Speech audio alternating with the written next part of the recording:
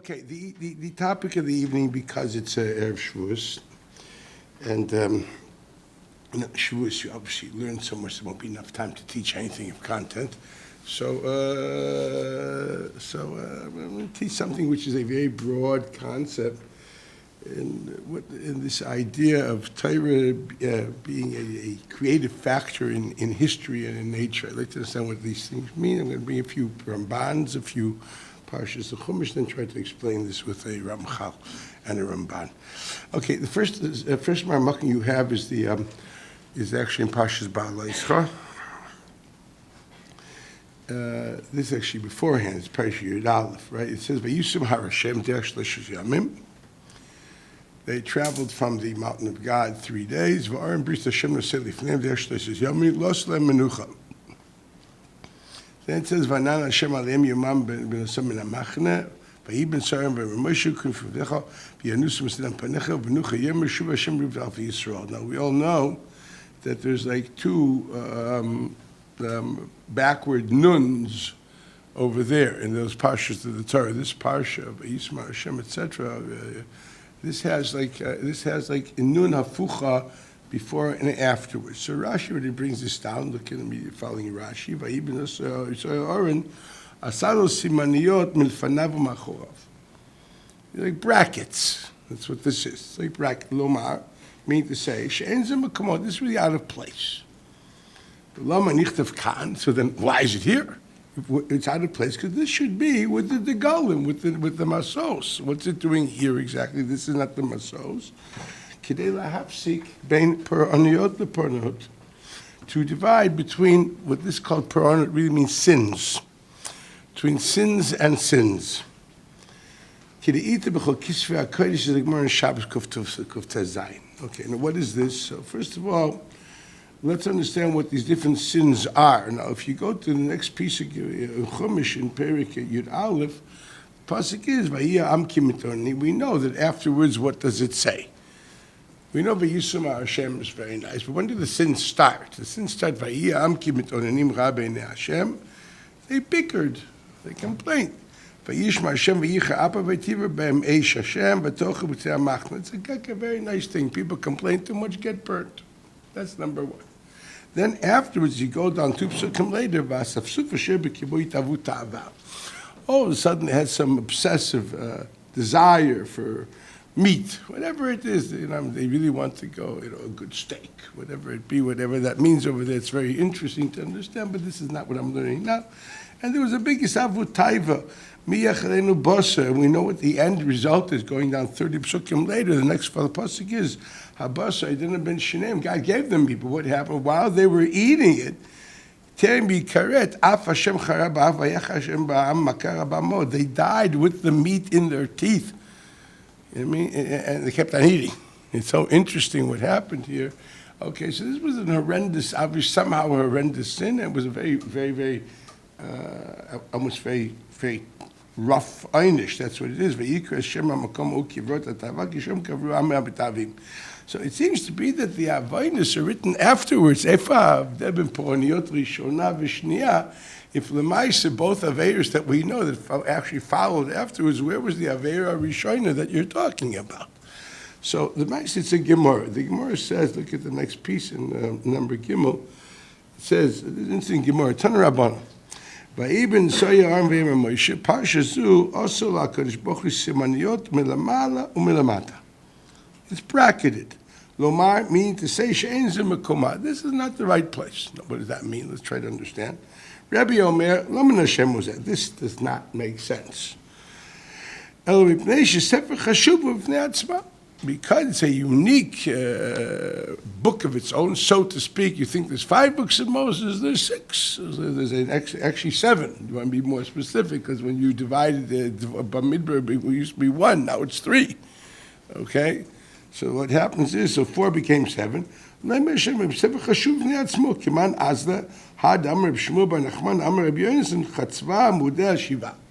שהוא חצב את עמודי הבריאה, היינו התורה נקראת עמוד הקיום, 7, אלו 7 ספרי תורה. Already we see a concept the Torah is called Amud. I'd like to understand Amud. That means Amud HaBriyah. What does it mean? When we say the Torah is Amud HaBriyah, it's the pillar of creation, the pillar of existence. What do those words mean?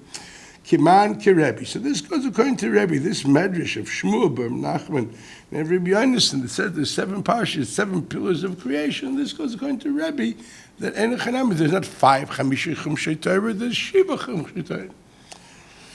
Reb Shimon Gamliel, Man Tanda Pali, Rebbe, who's the one that argues with Rebbe? The one that says She'en Ze Mekoma. Rebbe says Ze Mekoma. There's a time that says En Ze Mekoma, and it really should be somewhere else. This is Reb Shimon Gamliel. The son you learned to Bryce, Reb Shimon Gamliel, Aimer, Atida Parsha Zu, Shetiaker Mikan, V'tikatev B'Mekoma. There's going to come a time where this will actually go back to its place. Now it's actually not in the right place. למה כתבה כאן? כדי להפסיק בין פורענות ראשונה לפורענות שנייה. To divide, make a division between the first sin and the second sin. Was meint the sin? I want to be more specific. Purana doesn't mean sin, it means the reason for punishment. To be specific. Purana means the sibus of Puranis. That's really what it means. So it was a sibus of Puranis harishonin and a sibus of Puranis hashin. Let's understand what this is. So it's Rashi. Puranis shnia mahi vayam matonanim. That seems to be in Perek Yud Aleph Pasuk Aleph. Puranis rishona, what was the first sin? So to speak, the cause of it all. Vayisu mihar Hashem. Vayisu mihar Hashem. V'amar Reb Chama bar Chanina shesaru machorei Hashem. They ran away. They wanted to go away from God. And what does this mean? So this is actually found in Medrash. The Rambam brings it. You can see it afterwards. But the Rambam says, but yeah, he quotes this. He says, go for a minute to the left column in Ot Daled, the second paragraph of Ramban. Ramban says, "העניין המדרש מצאו אותו בהגדה שנסעו מהר סיני בשמחה. כתינוק הבורח מבית הספר." זה כמו בחור ישיבה בסוף הזמן. Okay, a little kid runs away from school. Why? Why did they run away from school? Amru, they said, Shema yarpeh v'yiten lanu mitzvot. Enough. They were there for a year. He piled on mitzvahs. Shoyin genug. This is getting a bit sitting in there. This is Gemara, right? This is Gemara. They were sick of it. Now, what does that mean? Let's understand what it means. Let's understand the depth of this is horrendous. In other words, they saw the mitzvahs as a load, as a masa. They saw it as, they didn't see this in any real context. This is Dor HaKabli HaTorah, what we're talking about. But at whatever level they were, they wanted to run away. They couldn't handle the pressure. They saw this as almost like kafalem hakegigis. Okay, they saw this as piling on obligations, and they didn't feel or recognize or identify. All these are expressions of a very unique relationship, which is normal. For example, I can also say, being married does include not just going on dates and going to dinners. It means sometimes doing the dishes and doing the floor and shopping and taking down the garbage and doing a lot of other things. So I can start making a list of what marriage is. I say, that's what it's for. Why would you want to get married? Okay, but if you understand all in its context, hey, it's a beautiful reality. Having children includes changing diapers and not sleeping at night. Let me tell you, okay? There's multitudes of sleepless nights, so therefore you shouldn't have children, right? But in the context of children, this makes sense. This adds up, okay? So obviously what's lacking here is the context, or the depth of the context, and rather, therefore, it's seen as a major load. Okay, that's what this boils down to mean. It means they're seeing a lot of particulars without seeing the common denominator, which gives it a context. Okay, that's what they were missing. So they ran away from this. So the Ramban continues going to the Agoda. V'zeva yisu mihar Hashem shayem machshavtam la'asiya atzmam misham mipnei shu Hashem. They wanted to run away. Enough. And this is Dor Mekabli HaTorah, which the Rambam Memorei Nevuchah and the Ramban concurs in Parshas Chukas, that until the end of the 40 years they were the Dargas and Nevuah of Yechezkel HaNavi. But it says in Chazal, Yata Shivchal Hayam Masha Lo Yechezkel Ben Buzi, that the vision of the Yam Suf was higher than the Merkava that Yechezkel saw. So the Rambam in Nevuchim, when he describes Mei Meriva, and also the Ramban and Parshas Chukas, which brings that Rambam, they agree that this continued all the way until the end of the 40 years. So let's understand when we talk about these people, we're talking about a very high level of God consciousness. So whatever they did here, it has to be somewhat a bit more profound than when I'm describing it. The moment it has to be more bedakus than it is in the gross language used. But at the end of the day, there was something deficient in the broad context, and therefore they saw it as a load. This is where we have to come to a conclusion. So this was the Peranis Rishayna, Veyisum Hashem, and this is Shisar Machre. They walked away from God. Heichan Mekayma, Amar Hashem, going back to the Gemara on Shabbos, Bidgal. So Rashi writes, if you look at Rashi in the beginning of the left column, Ein ze Makoma, Eina Ruya Lekan, Debelav Bi'alichot HaMasot B'shtay La'el Minei. Ele Bidgalim Eta Roy Liketev B'Parashat Bamidbar Sinai. Atida Parsha Zu. When will this go back to its place? Le'atid shiyu kol ha'paraniot b'telim v'lo yidagu le'paranot v'yetzer hara batel. So it seems to be some kind of concern now. So therefore we can't have it. Now it can't be in its place, because if it's in its place, we have to make a division between paranot. If not, it creates da'agam in a paranot, and the yetzer hara, if something is there.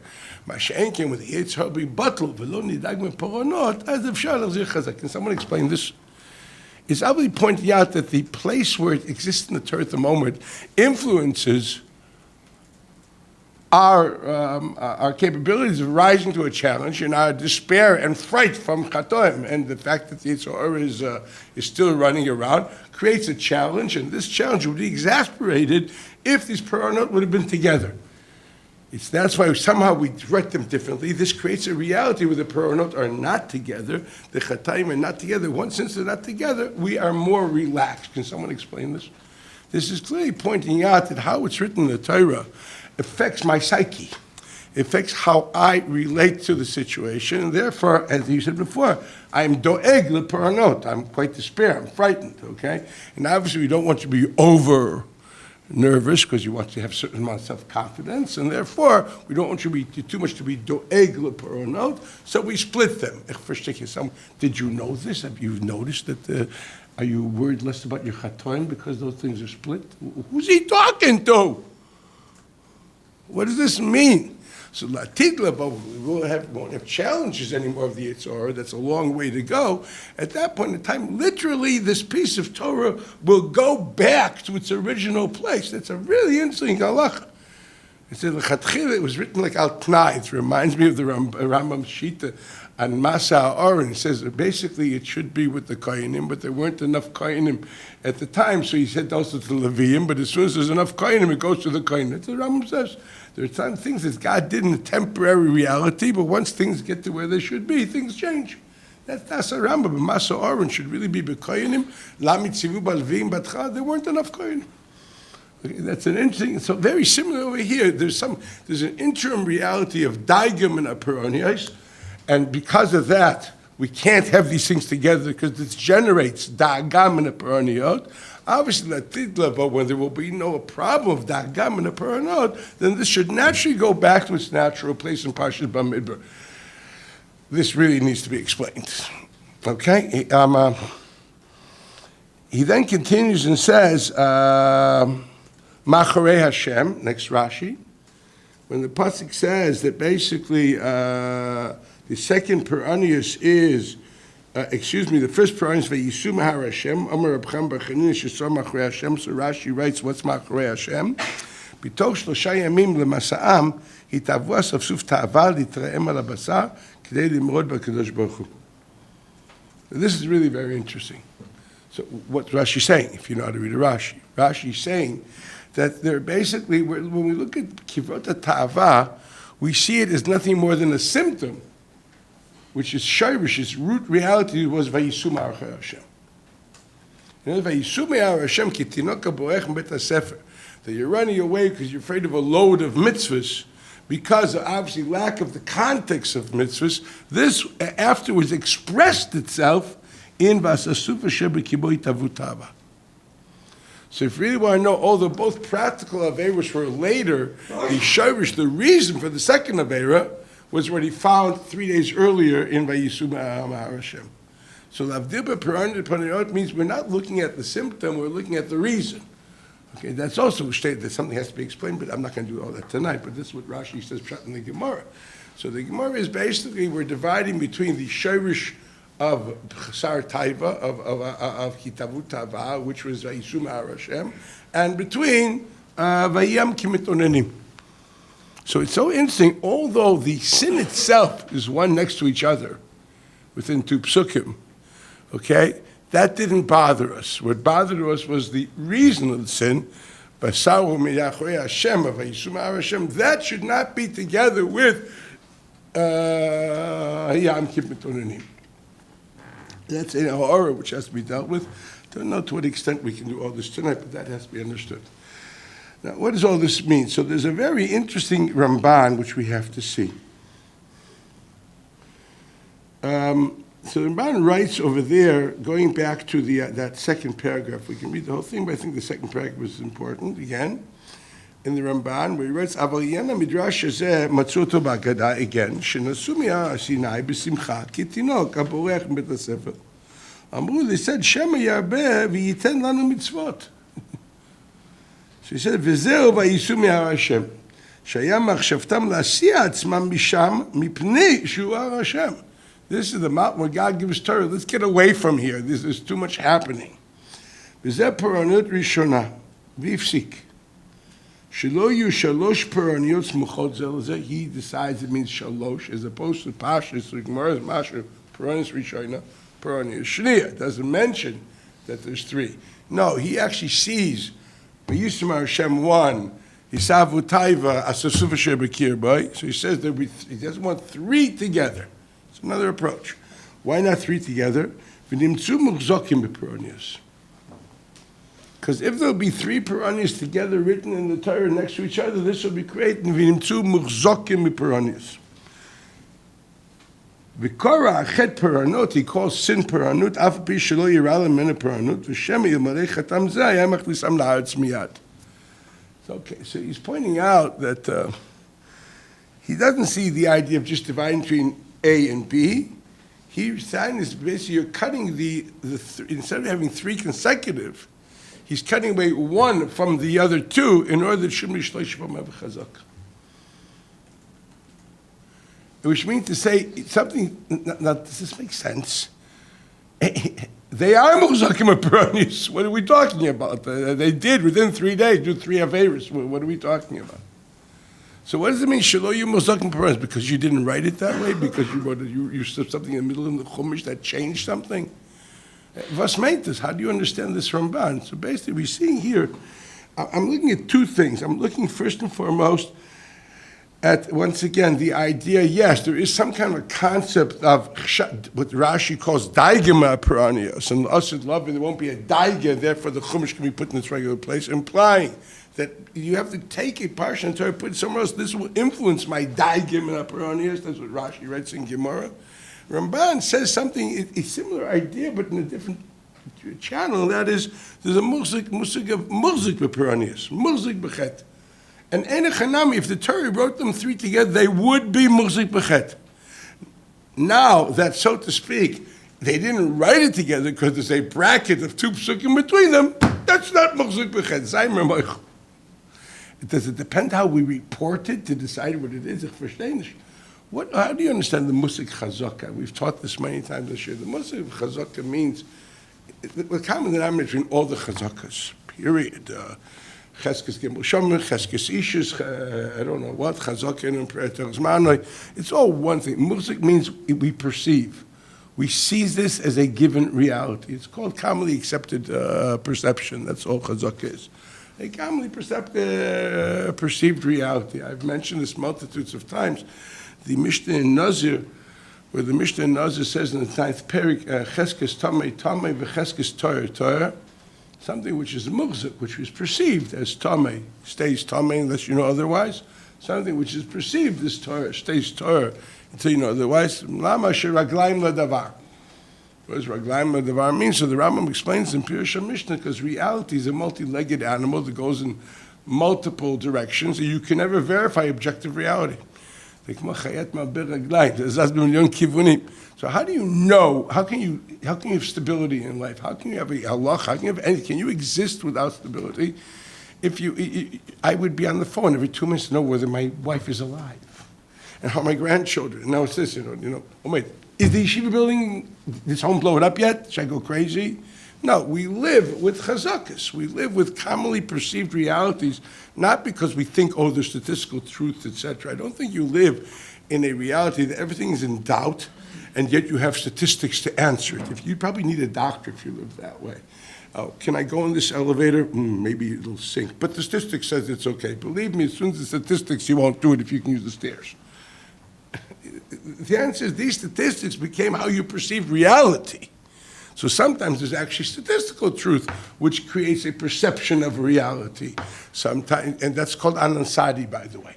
Okay, anansadi means a roiv which transformed into a perception of reality. Sometimes there are other reasons, not that because of roiv, because of recurring behavior. For example, we know human nature. Jews don't pay debts as long as they're outstanding. We know them. And it's not, so to speak, that Chazal made a census of the people living in Babylon. Did you pay an outstanding debt? Did you pay an outstanding debt? That's childish to think that. I mean, they knew human nature enough, and they understand that's not what people do. That's not based on a statistic. It's not a chazak sheba mikayach roiv. It's based on a chazak of avonis hanogas bnei adam, like a moicher ba'in yofa moicher, or things like that. A moicher ba'in yofa moicher. That's a dasher b'kiva. You think he made a statistic? That's how we understood human nature. These understandings of human nature create perceptions of reality, and we all live by these perceptions.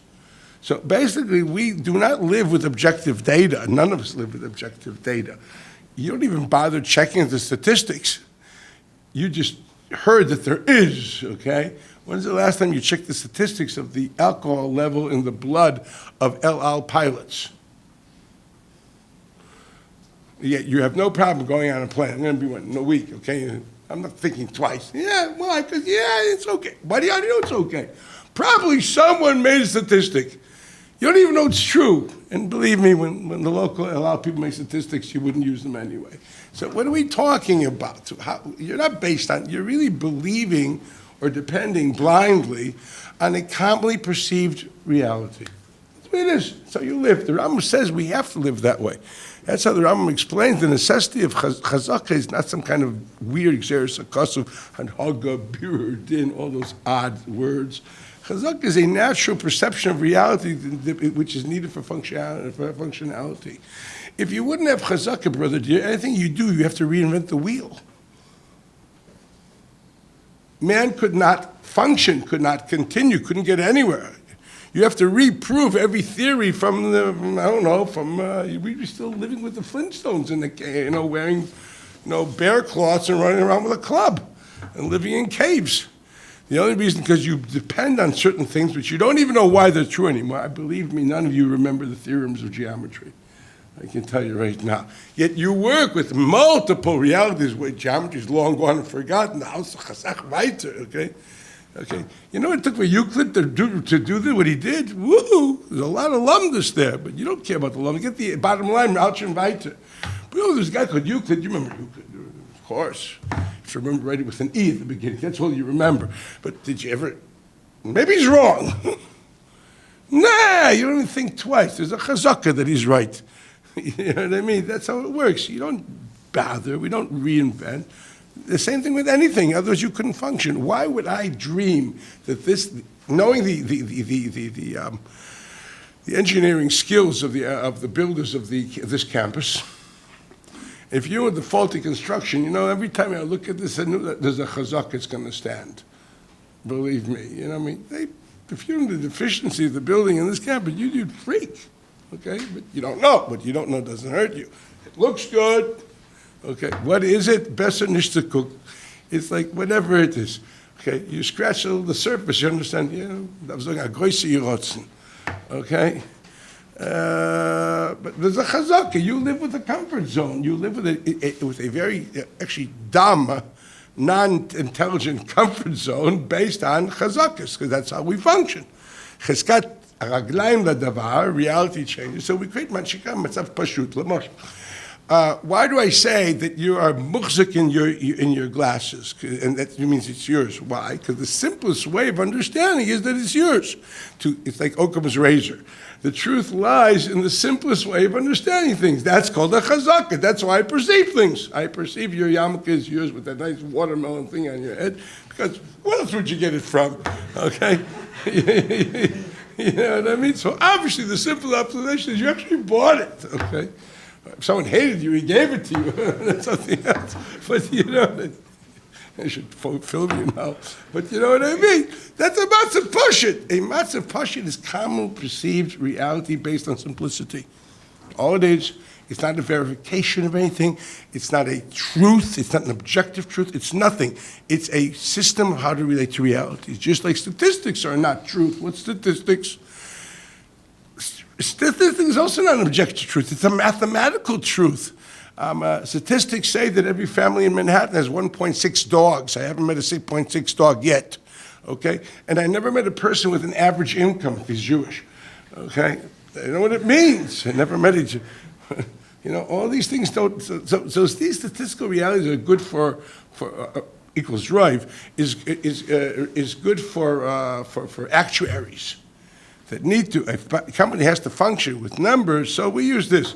But believe me, if you do your statistics, you'd lose at the tables. Okay? I mean in Las Vegas. You know what I mean? It won't help you. You have to understand that. So these are all mathematical tools to function. So no birur, no batich. Okay? These are all ways how humanity has to function with statistics, has to function with preconceived notions. That's called chazaka. So when I say muhzik paparanius, what does that mean? Muhzik paparanius means that the simple reality of the Jew is that he's prone for sin. So Ramban is saying if these three psukim would be together, this would be the reason why the sin would become a simple reality. That's what a Jew is. He's a sinner. And if you don't depict him together, then sin is not the natural perception of the Jew. Rather, it's an aberration. Is chet be'etzem shaykh to the Jew, or it is a mikra?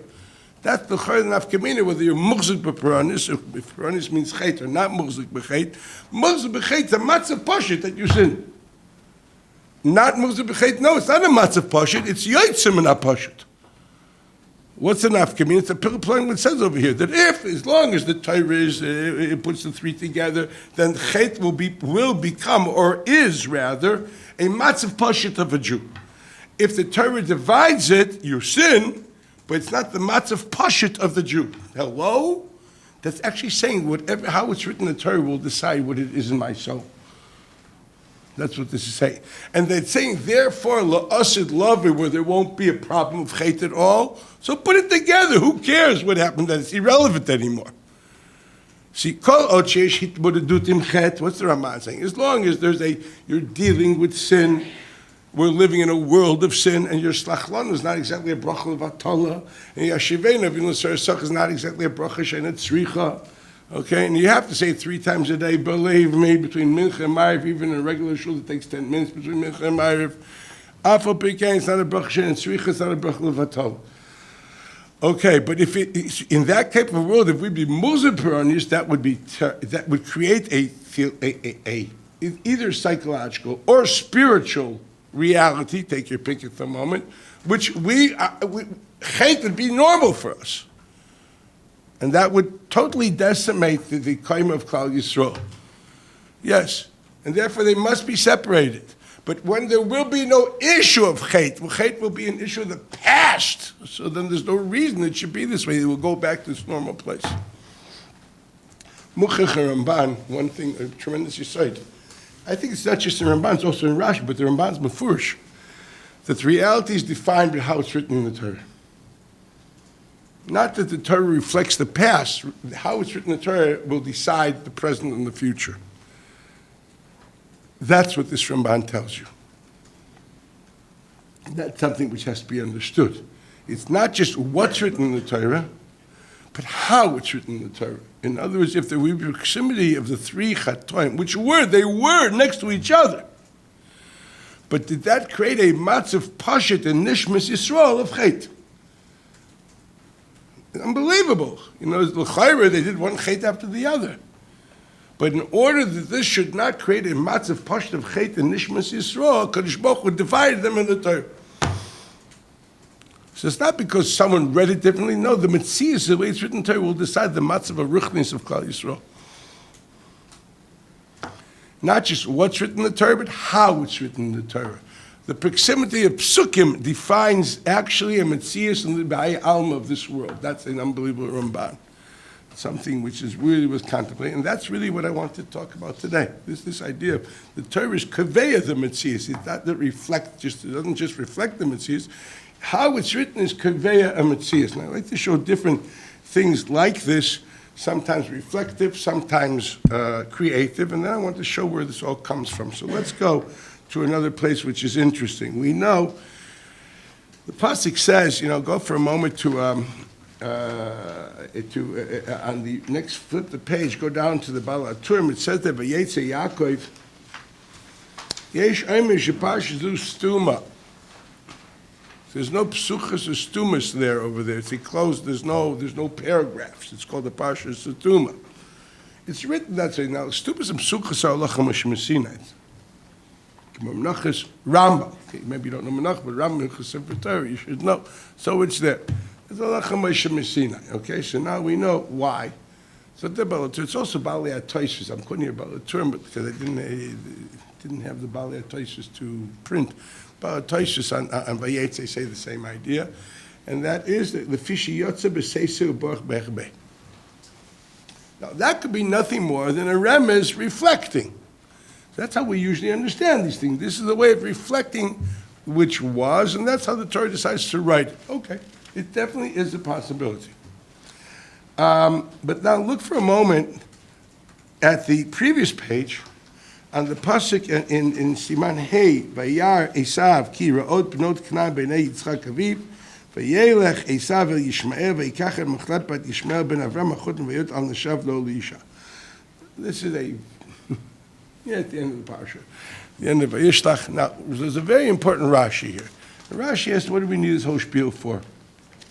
So he writes, look at Rashi, let's just read this carefully. Lamadnu, go to the line and a half before the end of the first page. Lamadnu shaya Yaakov boto ha'perek ben 63 shanim. Sha'arei, I'm flipping the page. Ben 74 shanim היה כשנולד יעקב, הוא יצחק. 14 שנה היה גדול ישמעאל מעשיו. ויצחק בן 60 שנה בלדת אותם, so in other words, Yishmael was 74 when Yaakov was born. ושנותיו היו 137. שנאמר, אלה שני חיי ישמעאל, etc. נמצא יעקב כשמת ישמעאל בן 63 שנה.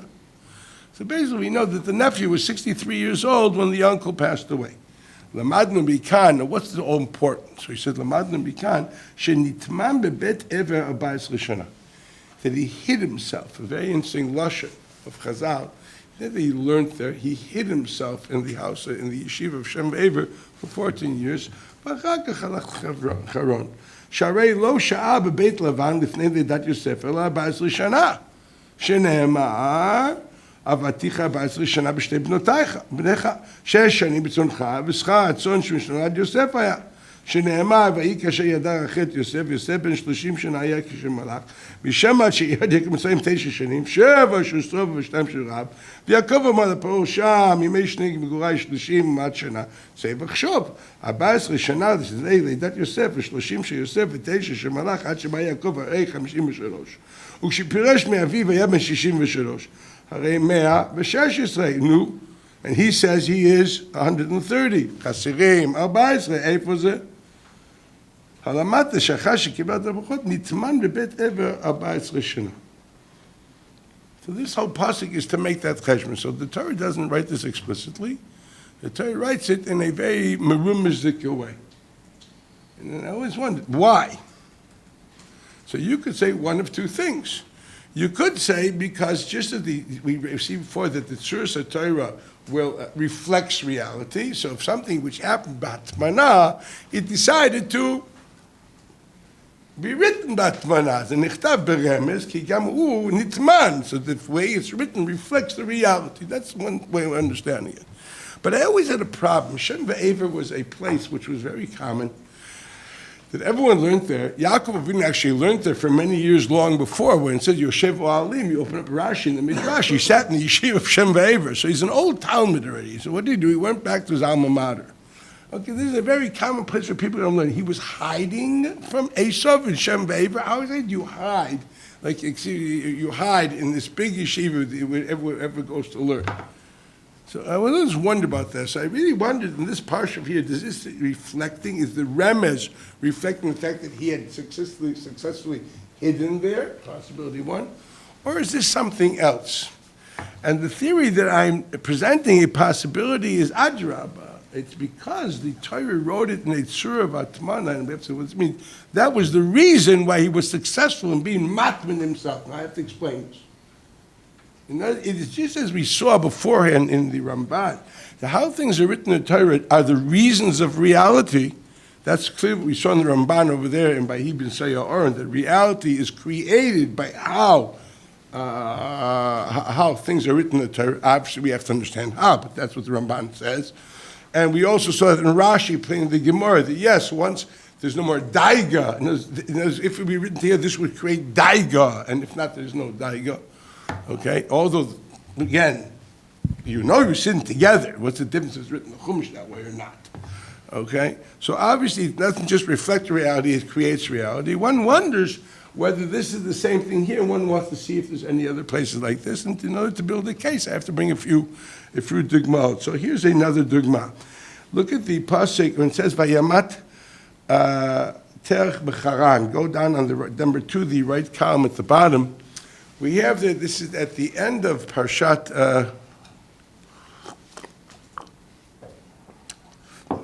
Noach, where we have the original Terach taking his family further, and then it says Terach died, and then all of a sudden we have a new pasuk which says Vayem Hashem Avram Lech Lecha, etc., etc., etc., which is a very interesting reality because we all know Terach lived many years later.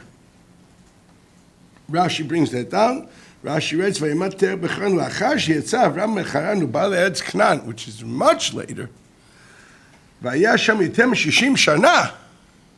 שהרי כתוב אברהם בן 5 שנים ו70 שנה בצאתו מחרן, ותרח בן 70 שנה היה כשנולד אברהם, הרי 145 לתרח כשיצא אברהם מחרן. עדיין נשארו משנותיו הרבה. So why would normally the Torah write it this way? So actually, look, there are two reasons here. If not for Rashi, it's a very simple stylistic idea. When you say Vayamat Terach, because as far as we're concerned, the story, the epic of Terach is over. His idea is to introduce Avraham. Now, okay, so as far as the author is concerned, you're dead. You're finished. Your story doesn't interest me anymore. I'm now starting a new story of Avraham, his own person, not the son of Terach, but his own person. That's Lech Lecha. That's how, as a literary reader, that's how I would understand the flow of the parsha. Okay, who cares what your life was not negat the author to God writing the book. So as far as I'm concerned, your story's over. Now a new story starts. That's the chayr how you would understand it. But Chazal didn't understand it that way. And what did Chazal write? למה הקדימה כתוב מיתתו של תרח ליציאתו של אברהם? שתת רש"י, שלא יהא הדבר מפורסם לכל. ויאמרו, לא קיים אברהם את כבוד אביו שניחו זקן והלך לו. What's this talking about? Is it talking about the people living in 2018? Or is it talking about people living in that time? I don't think two people care too much today in who reads the Bible. Do you really think that this is like the bestseller? So it's how this book writes it, that's how we're going to know? Is that like funny? Do you really think the Goyim read the Chumash? Who are the people who are supposed to be complaining about Avraham Avinu? Shelo yomru, shelo yeh davar mefursam. By who? By the multitudes of people. Lakol, everybody, means the local people living in Choron and Urkazdim, etc., and Aram Naharaim. V'yomru, and all the people living in Aram Naharaim, which is the area which he came from, lo kiem Avram kvod aviv, she'inicho zaken v'alach lo. Who else would care about this if not for the local people living at that point of time? Okay, lefikach קראו הכתוב מת, שהרשעים אף בכם קוראים מתים, והצדיקים אף במיתתם קוראים חיים. It's very sweet, but what does that do with the people? I mean, they know when Avraham left. They know the man lived 60 years later. He was walking around. He went to the local pool hall to play. 60 years. He drank a lot of whiskey, smoked a lot of snuff. What can I tell you?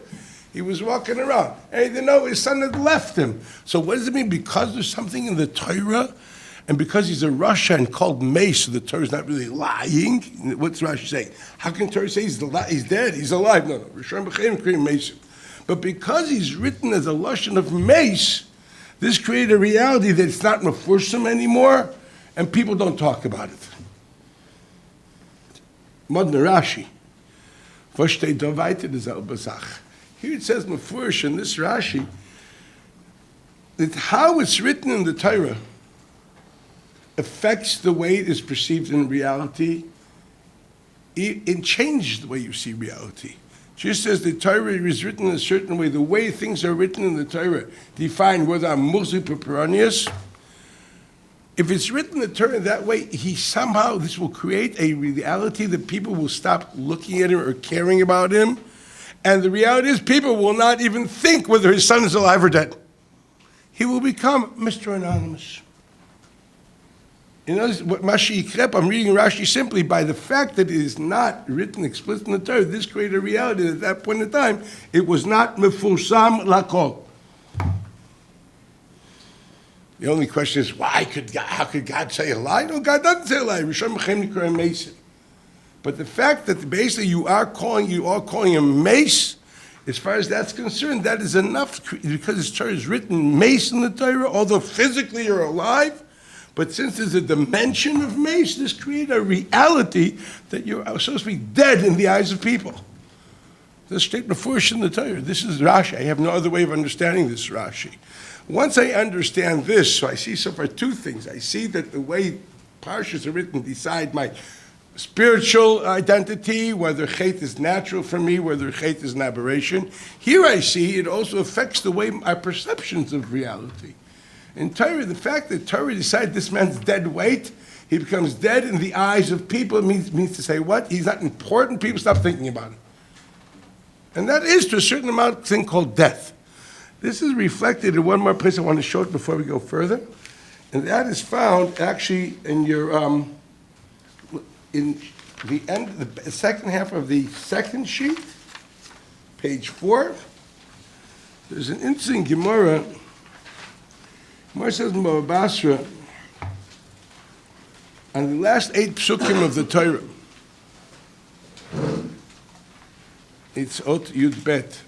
In the last 8 psukim of the Torah, there's a Shaila in the Gemara who wrote it. The Gemara finds it hard to believe that Moshe wrote Vayomis Moshe when he was alive. Right? Just like we just don't write Vayomis Terach if he's alive, and we need some kind of a way of justifying it. Rashi says by Rishon b'chein kurim Mason. What exactly are you going to say about Vayomis Moshe? He's alive, so how could it be that Moshe wrote it? So the question is not just how could he write it, how could there be a not emes in the Torah? Just like Rashi by Terach was bothered by that. We know why it was written that way, but how could you dare write it that way? And the answer is because Rishon b'chein nikrei mesim. What exactly are you going to explain here when it says Vayomis Moshe and Moshe Rabbeinu is writing it? I'm making a tough question. What does the Gemara say? So the Gemara says, Vayomis Shem Moshe Eved Hashem. Efsher Moshe Chai v'kosav Vayomis Shem Moshe. Could it be he's alive and he's writing in the Torah Vayomis Shem Moshe? El Ad Kan Kosav Moshe. Mikan ve'ela kosav Yehoshua. Divrei Rabbi Yehuda. L'maisa halacha we don't pass. Can say the Rambam writes if you believe that anything is written not written by Moshe, you're not b'kairos. Push halacha. Rambam says anyone believes that any letter in the Torah. And Ramban also writes this in the Akdama al Torah. Yeah, I know certain people. I don't want to go into it. Yeah, but the Rambam writes before that a person who believes that every letter is one letter from literally from Bereshit to Einei Kol Yisrael. He writes that lashon. Also in Rambam and also in Ramban, it means including the 8 psukim. If you don't believe they're all written by Moshe and Pi Gvura, you're not Jewish. You're not a ben olam haba. You're beget because v'shein l'chelik olam haba. That's like with great respect to whatever is out there, Ani sover kmo Rabbi Yehuda, tagamti begenom. Okay, you can also hold like Levi that there's no Mashiach, but that you go to hell, right? I mean, a person which doesn't believe there's a Geula, he's a Pekaris Gomer, right? There's a Tanner which felt that way, Machlaikis, but there's also Achra. So I find certain people in certain institutions which love trumpeting this Das Rabbi Yehuda, love mentioning it and mentioning a few other things without going to, it'll be more room there. You should understand, don't flinch, don't even mince, I don't mince words. Eilem chelik la'olam haba. It's as simple as that. According to Rambam, I'm a Rambam person, okay? So maybe there's some Ada Barbanel which will agree with them. But Rambam is Rambam, and he's an honorable man. So the Gemara says, "Vayamas Moshe v'Hashem efshe Moshe meis chai v'kosav Vayamas Moshe ela ad kan kosav Moshe mekan v'kosav Yeshua divrei Yehuda v'amler Reb Nechemia amler Reb Shimon efshe sefer Torah chasar oisachas."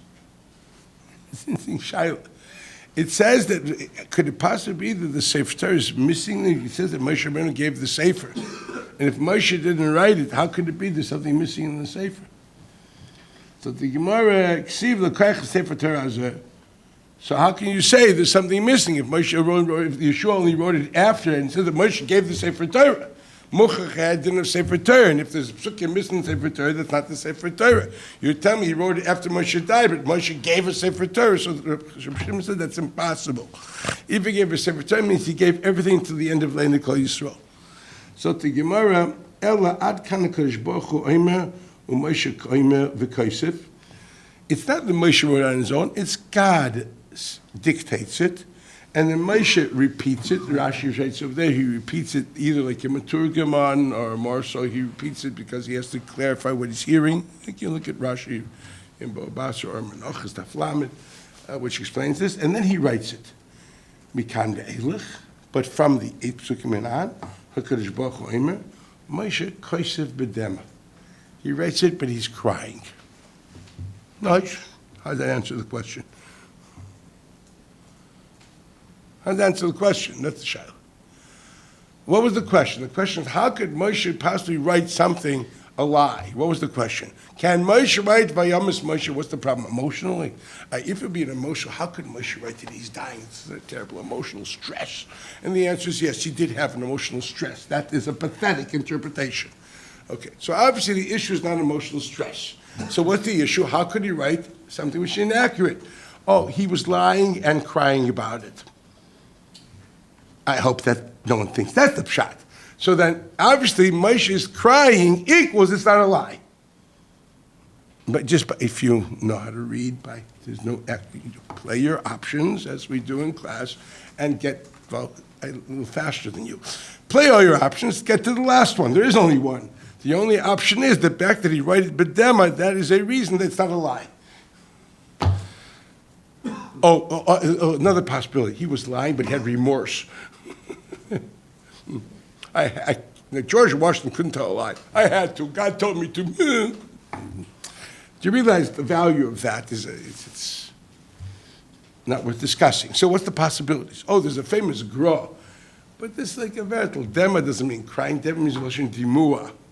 It was scrambled words, so it was written a scrambled way, and then Yeshua had to had to fix it. Yeah, it's a shame veritable, but the problem is then the Sefer Torah be puzzle. And the same kasha, Moshe is not Sefer Torah, it has to be Sefer Torah Shalom. You think it's not chosser, but it's puzzle, it's better. I don't believe the Gra said it. That's the honest truth, because it's not. It's one of those books, Bichalach, they have in the name of the Gra, which we know that we're not supposed to trust many of these things. Already the Bnei Agra, wrote the Bezdin and Vilna already printed. You find this in the Agdamish of the Biagra and Philippines. The whole chayrim of not printing unless things which are mavur through Bezdin the Divri Agra. Many things are printed. I want to say names of books. Likutim, so to speak, of different things of the Gra, which there's the kutim also in certain places which mamish steers gluyos the Gra himself in his own. Not everything. You have to be very careful when you quote the Gra. So this is I don't want to go into it. There's a famous thing in the beginning of Parshas told us that anybody knows that shtickle about B'chayr over there. It doesn't fit with Gemaras. It's a verta which shouldn't be said. So that I don't actually believe this is the Gra. I'll be honest with you, because I don't see how it answers the question. The question was, Pasuk the Sefer Torah. You can't have a Sefer Torah chosher. It's easier to say there was a Shem Sefer Torah because it wasn't chosher yet than to say that I gave you a Sefer Torah which was pasul. What happens if you wrote Bereshis backwards? Would that be okay? So Dimua doesn't help you too much. And then Chanami, the Pashto Pshat B'dema doesn't mean B'dimua. Dimua is a word in Aramaic. Okay? The Gemara there is talking Hebrew, so it doesn't really work as far as the syntax, etc. So that's a vertal, which if you heard it, forget it. It means he cried, okay? So obviously you seem to be pointing out that his crying is either a reason or a symptom, which tells me, yes, he is dead. Or dead could be multiple things. We know, like, the Gemara says, Moshe loy meis omer mishamish lamala. So obviously the word life and death are relative terms, which can mean multiple things. Yankov vino lo meis. Mikra. So the words chaim and meis can mean multiple things. Let's understand that. Okay, just as we saw that by Yamas Terech is Rishon b'chaim nikra meisim, although we spent 60 years of drinking whiskey and playing pool, but it's called days. So in other words, and that's called an emes in the Torah. So if that's what it says by Yemes Moshe could mean death at a certain level of reality, at least it's accurate. It's not a lie anymore. It's a truth. Now, what is this? So what's the pshat in this? So here there's an interesting, the Ad Kidei Kach, the Rambam Paskins, the Halacha, look at the Rambam in the next line, which is really very interesting. Based on the Gemara, let's actually go first to the Gemara, the last 3 lines of the Gemara. The Gemara says, Keman Ozla Hada Amr B'Shubar Abba Amr of Gidla Merav, Shemanim Psukin Shabbatai Yochid Kairaisan. So the Rambam learns that you don't need a minyan. You don't have to have a Sorah Dafka. Lema Rabbi Yehuda v'lei Rabbi Shimon, maybe it's Rabbi Yehuda. Why? Because according to Rabbi Yehuda, it's not really part of Torah's Moshe. So you don't need a minyan for that Kriyas Torah. Kriyas Torah is only Torah's Moshe. This is not Torah's Moshe. I feel the time of Rabbi Shimon. Hoyev ishtana. Since it's different, so therefore it doesn't need a minyan. What does that mean? Zogt Rambam. Look at Rambam and Siman Yud Gimel. Shmane psukim shebesefer Torah mutli kreisosam b'tekneset pachas ma'asora. Af al pi shakol Torah hi. U'Moshe pi agvura amra. Mamish lashon of the Gemara. Moshe amra v'kaisev. Right. And so Moshe did say it, mi pi agvura, and then he wrote it, as the Gemara mentioned beforehand in Bava Basra. Ho'il u'mashma'an. But since the simple understanding, shehem acher Moshe, although it's not true, Moshe was alive, but since the pasuk seems to tell the story as if he was dead, the word as if, do you understand? Harei nishtanu, therefore they are qualitatively different than the rest of the Torah, which is a Torah which sounds like he's alive. Therefore, lefikach mutar liyachid likro otam. One would like to understand what this means. So it's obviously saying that the fact is, although he is alive, but the fact that the nusach is a nusach of him being dead, this reflects itself in the quality of the Torah, and therefore there's no din of a minyan.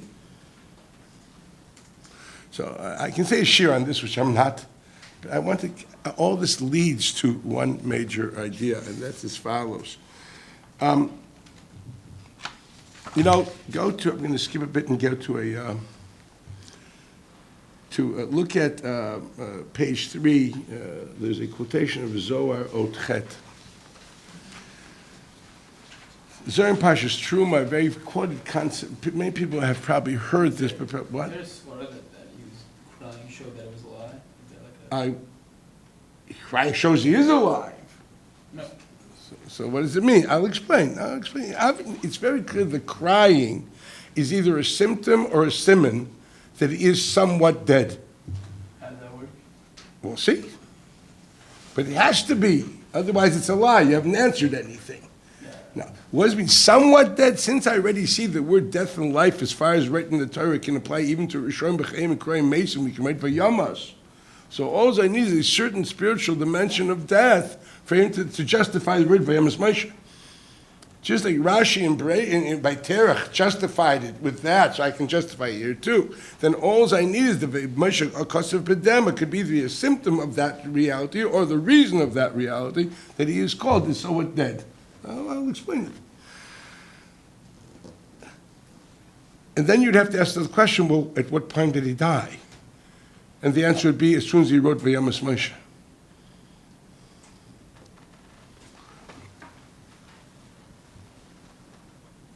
Let's see where this is coming from. The Zohar you have in number Ches says, Kutche Brichu Istakel B'Oraisa B'Orei Alma. So to speak, the celestial one, blessed be he, looked in the Torah and created the world. This is probably one of the most commonly known pieces of Zohar. People don't even know it's a Zohar. So now you know where it is, Parshas Truma. And you always, since the ignorance is so great, like, what does it mean? This is one of these things that many times people quote. Like, what does it mean? As a kid, I thought, God wanted to create thieves. So since there's a parsha of Signiv in the Torah, he created thieves. God wanted to create Avodah Zarah. Since there's a parsha of Avodah Zarah in the Torah, God created Avodah Zarah. Since there's chves, there's a problem of adultery, he wrote Lo Sinaf. This is Lo Sinaf, I'm going to create Nayafim. Is that what it means? You'd have to be pretty stupid to think that way. So what does it mean? Istakel B'Oraisa B'Orei Alma. Oh, the Torah is the blueprint of the world. Have we got that far? Of course. What do you mean? Can you please be more specific about that? I went, no, it's an Indian. I know what that means. That means you're an ignorant fool. Don't know what you're talking about. So someone has to somehow explain this. It should be somewhat sensible because they have to, otherwise I think it's a bizarre in the Torah. Let's start with Aleph Beis. The Aleph Beis is as follows. Can you understand that a person has an idea, and then he can channel that idea into multiple kinds of expression? That same idea can be expressed in music, can be expressed in the plastic arts, can be expressed in poetry and prose, can be expressed in his interaction with people. Multiple reality. The same idea, that exact same idea, can be in a sculpture, in a painting, in a poem, in anything. That same idea, the exact same feeling. I hope that's obvious to everybody, that it's very clear. When we say God, what do we talk, the Malachim wanted the Torah. It didn't say that. You're learning, you probably hear this, that the Malachim says, why would you give the Torah to the people down there? And God says to Moshe, hold my kisei, I'll cover it, so to speak, because you're going to need support. And present your case as well. You people don't need this. You don't have thieves and ganavim. We need it. Well, it's a very good time. Why do they want it? They really want to learn about Shorsha Nogach Sapora. What did they be? I understand the Shorsha b'Merkava, but there's no Pora b'Merkava. So how are you going to get a din of Shorsha Nogach Sapora up in the heavens over there? What do they mean there? Do they really want to do this? Like, why would they want to learn Kol Midrav Minei? Or why would they want to learn Ichveisvas Lulav HaGozlav? They really want to Chapta Machlik Zerin Rabbeinu Tam Bayush. Was tut sich doch? What does it really mean? Let's understand that. So I'm going to show you multiple sources. This is actually based on endless things, okay? But some of the sources will be here. We talk about Torah. What are you going to learn up in heaven? You're going to go up to heaven ultimately. What do you think Gan Eden is? You got to get used to it. Gan Eden is actually sitting and learning all day, perpetually, with no breaks, not even lunch breaks. Nothing. Like, why would you want to go there? I mean, especially if you bottle away your life here, then what are you going to end up? They're going to stay. That's hell, man. At least in Gehenna, there'll probably be soccer and football, It'll be a bit hot, but you get used to it. We live in the Mediterranean over here. But, All you do is learn all day. There's nothing else to do. I once quoted the Rashba, the Gra that writes that when you die, they first give you 120 days to present your Chiddushei Torah to all the people there. So you're going to get up there, whoever's going to be there, you're going to tell the Rashba what pshat in the Rashba is. I think that's hell. He's going to look and say, right. You know what I mean? You're praying to get one thing right, because he doesn't like this Yeshiva Torah. He's a Sephardi. He wants to know what's the pshat. He wants to know the emes, you know. You're going to tell the Rambam, what do you understand the Rambam? I'll get Reb Chaim Briscoe. Oh, I dealt with him many centuries ago. You know, it ain't going to happen. You know what I mean? At the end of the day, the Rambam is going to listen there and want to know, you really think that that's what I meant? I wasn't born in Galicia. So why would you think I would mean this roller coaster of reality or this pseudo-intellectual conceptualism? Goodness sakes, read me. I don't speak that language. So you understand, this is really true. The truth of the matter is this is before, you know, you're supposed to for 120 days and actually start to tell them, you better learn well. So I suggest you want to prepare to not be embarrassed, learn Rashba to understand what the Rashba meant, learn Ritva to understand what the Ritva meant, learn Rambam to understand what the Rambam meant, and so on and so forth. Then maybe you have a fighting chance of not being terribly embarrassed.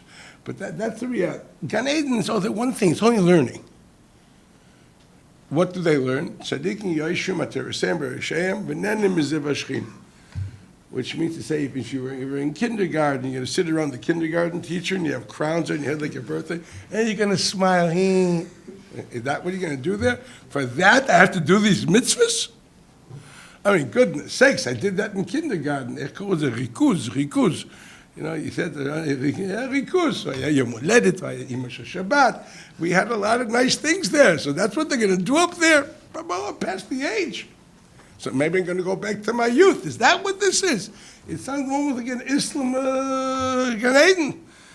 So what it means to say you are finally going to be free from the constrictions of body awareness, and you can be capable of perceiving the most transcendent, abstract thoughts and understanding of God, which even Moshe could not perceive as long as he was in a body. That's what Rambam writes, and Ramban concurs.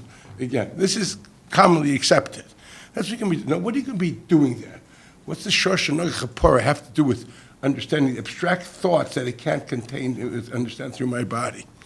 And the answer is because the Torah Kedosha is called a Moshel HaKadmoni. Anybody learn Makos? So we know that when it comes to Orei Miklat, so the Gemara says Moshel HaKadmoni, so to speak, the famous story of Mirshaim Yitzei Resha, that the person who really should have gone to the Chiv Misa got killed b'shoigeg. The whole story, it's called Moshel HaKadmoni. It's called Moshel HaKadmoni. It's the ancient parable, a parable of the ancient, like the rhyme of the ancient mariner. Okay, it's the parable of the ancient. It means it's a mashal to God. Kadmon shel Adam means he who have preceded reality. Okay, Torah is the mashal to the God which preceded reality. What does that mean? I don't know about you guys. I'm learning. Ich was going to start Bal Toisif tomorrow. Verstehst du? I mean, Bal Toisif, Kadmon shel Adam, Michal Bal Toisif. Was hat der Patsch mit der Gechaps mit Kadmon shel Adam? And the answer is very simple when we're talking about all this. You have to understand. When we talk about Torah in its primary form, we're talking about what we call in Kabbalah Isis Chochmei Lord Atzilus. Means the primary Chochmah of HaKadosh Baruch Hu. What does Chochmah of HaKadosh Baruch Hu mean? The Rambam Rei describes it. Means it is the primary expression of his essential identity, his intelligence. He expressed himself in a form of intelligence. Now, if you understand, Rambam says you can't really comprehend this because you don't know what he is. How would you know to say what his essential expression is? But we know one thing: it's an expression of the self of infinite wisdom. Of the infinite wisdom of God is an expression of the infinity of God. Okay, I can accept that. Now, just as I look into a person, I understand the words he say tell me what his intelligence is. But there's always much more than what his words will say, because I'm so far from him. I'm so far from the Rashbas, but I'm so far from the Rambam. But I can try to reconstruct through my small tools, get into his mind and into his thinking through his writings. But the key is to get, so the writings become a mashal, become a parable, for a tool for me to finally understand what's really behind it.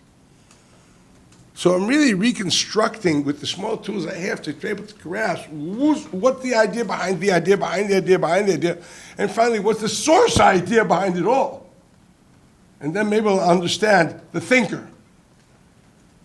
That's really what you're doing whenever you're learning anything. If you're trying to crack a Rajba, ultimately you crack X amount of Rajbas, and you read a lot of Rajba, you start understanding how the man thinks. You start having your finger on his pulse. And that's why you want to read more Rajbas and more Chuvs to Rajbas to understand how does he think and how does he use language, and all of a sudden you realize that a lot of this stuff is a bunch of who knows what, and you get feeling, oh, this is what he meant. And that's how it works. The same thing was with Rama. How could you possibly know Rama unless you have a clear understanding of the system of his books, the usage of language, his other books to see how he thinks, how he forms ideas. I don't understand that anybody can know Rama well without knowing a clear command of truth, Rama and Nevuchim. If you don't understand it, you understand the person, you can begin to understand how he uses language, how he sees things. You see how he answers questions, how he looks at a Gemara, quite fresh and different than what you're used to. So if you want to get his pulse, all the written words are nothing more than mishalim, external tools to grasp a deeper chapah. What does a mashal mean? Mashal means, for example,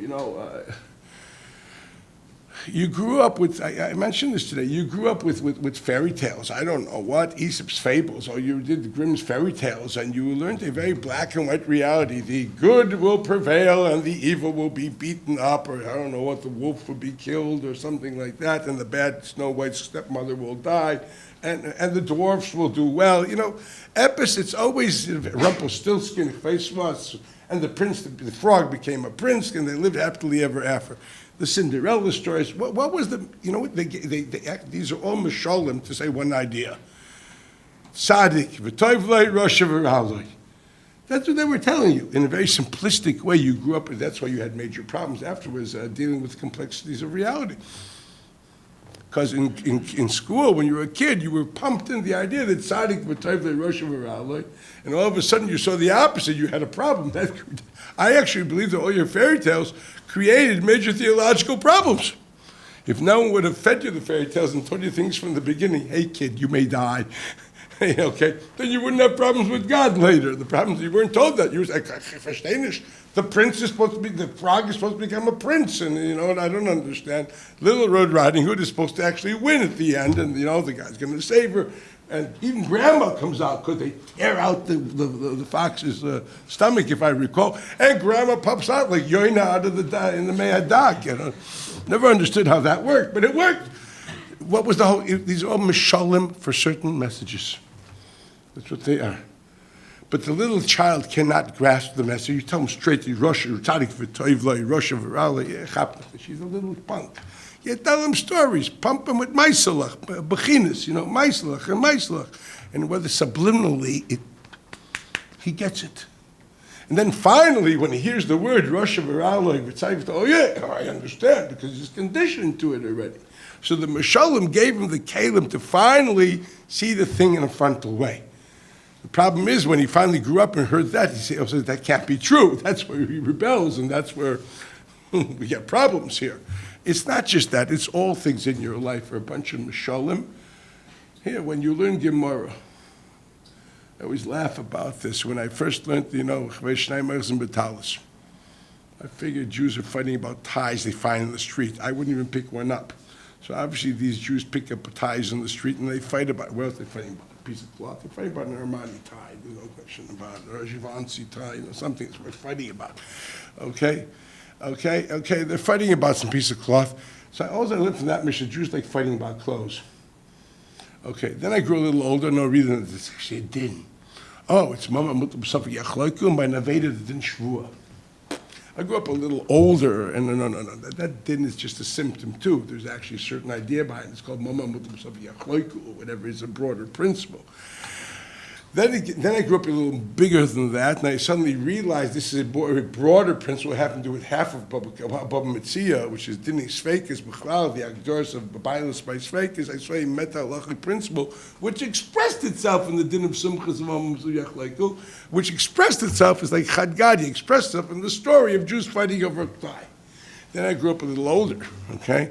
I suddenly realized that meta-halachic principle has philosophical and ethical underpinnings, which I realize now that those philosophical and ethical underpinnings express themselves in this meta-halachic legal principle, which express themselves in this localized ruling, which express themselves in the story Chad Gadya. And then you go up a little older, and suddenly you realize there's also metaphysical principles up there, okay, in different disciplines, which express themselves in my moral ethical, which express themselves in the meta-halachic. Chad Gadya. So what it boils down to be, the Torah is like an onion which you're constantly peeling. What you perceive as the reality, when you grow up, becomes nothing more than an external husk of a deeper truth. And then you grow up a little older, and that deeper truth becomes the husk of an even deeper truth. And you keep on peeling this onion, everything is what was the pneumius became the levush to something pneumi yoser. So every reality, there's always something deeper and deeper. Until you get to the core is called God. Is God's infinite wisdom. God's infinite wisdom expresses itself in these finite forms, but there's form upon form upon form upon form, mushal upon mushal upon mushal upon mushal. Shlomo Melech was so great that everything was shleish shalaf mushal. He had 3,000 mishalim, capability of levels of interpretation to understand Kadosh Baruch Hu. That's pretty frightening. We say mishlei shleima yet, so the Chazal say he had 3,000 mishalim. He was capable of seeing so many depths in it to the level of 3. I can do 4, 5, 6. 3,000. That's a lot. A lot. It's like not to be understood. It's like, wow, okay, yeah, but he can do it. He probably cuts it thinner and bigger, and you end up, the bigger the brain, the deeper the asaga, the more levushim become pneumius, and pneumius becomes levushim, and there's more and more mashalim. The bigger lamdan you'll have, you'll see more dimensions of mashal in a taisvus. It's very simple. The more analytical you are, the deeper thinker you are, you have to be able to think and to know levels of thought. There's so many different disciplines there. Just the idea what the Gra writes first, that every pshat is a levush to the remez, which is a levush to the drash, which is a levush to the sod. I think I mentioned this in Shir, that the Gra writes first in the Akdama, the Pasach Shulchan, he brings it down, remember the Gra, that if the pshat isn't toyim the remez and isn't toyim the drash, isn't toyim the sod, it's not emes pshat. So the only one that really knows pshat is one that knows how it all fits. I remember quoting a Chazdei David, which says this. In the first Mishnah in Mikvos, the Rambam says a certain pirush in the Mishnah, and the Ravid argues, the Lashon of the Ravid is Ein Zim Min Asoid.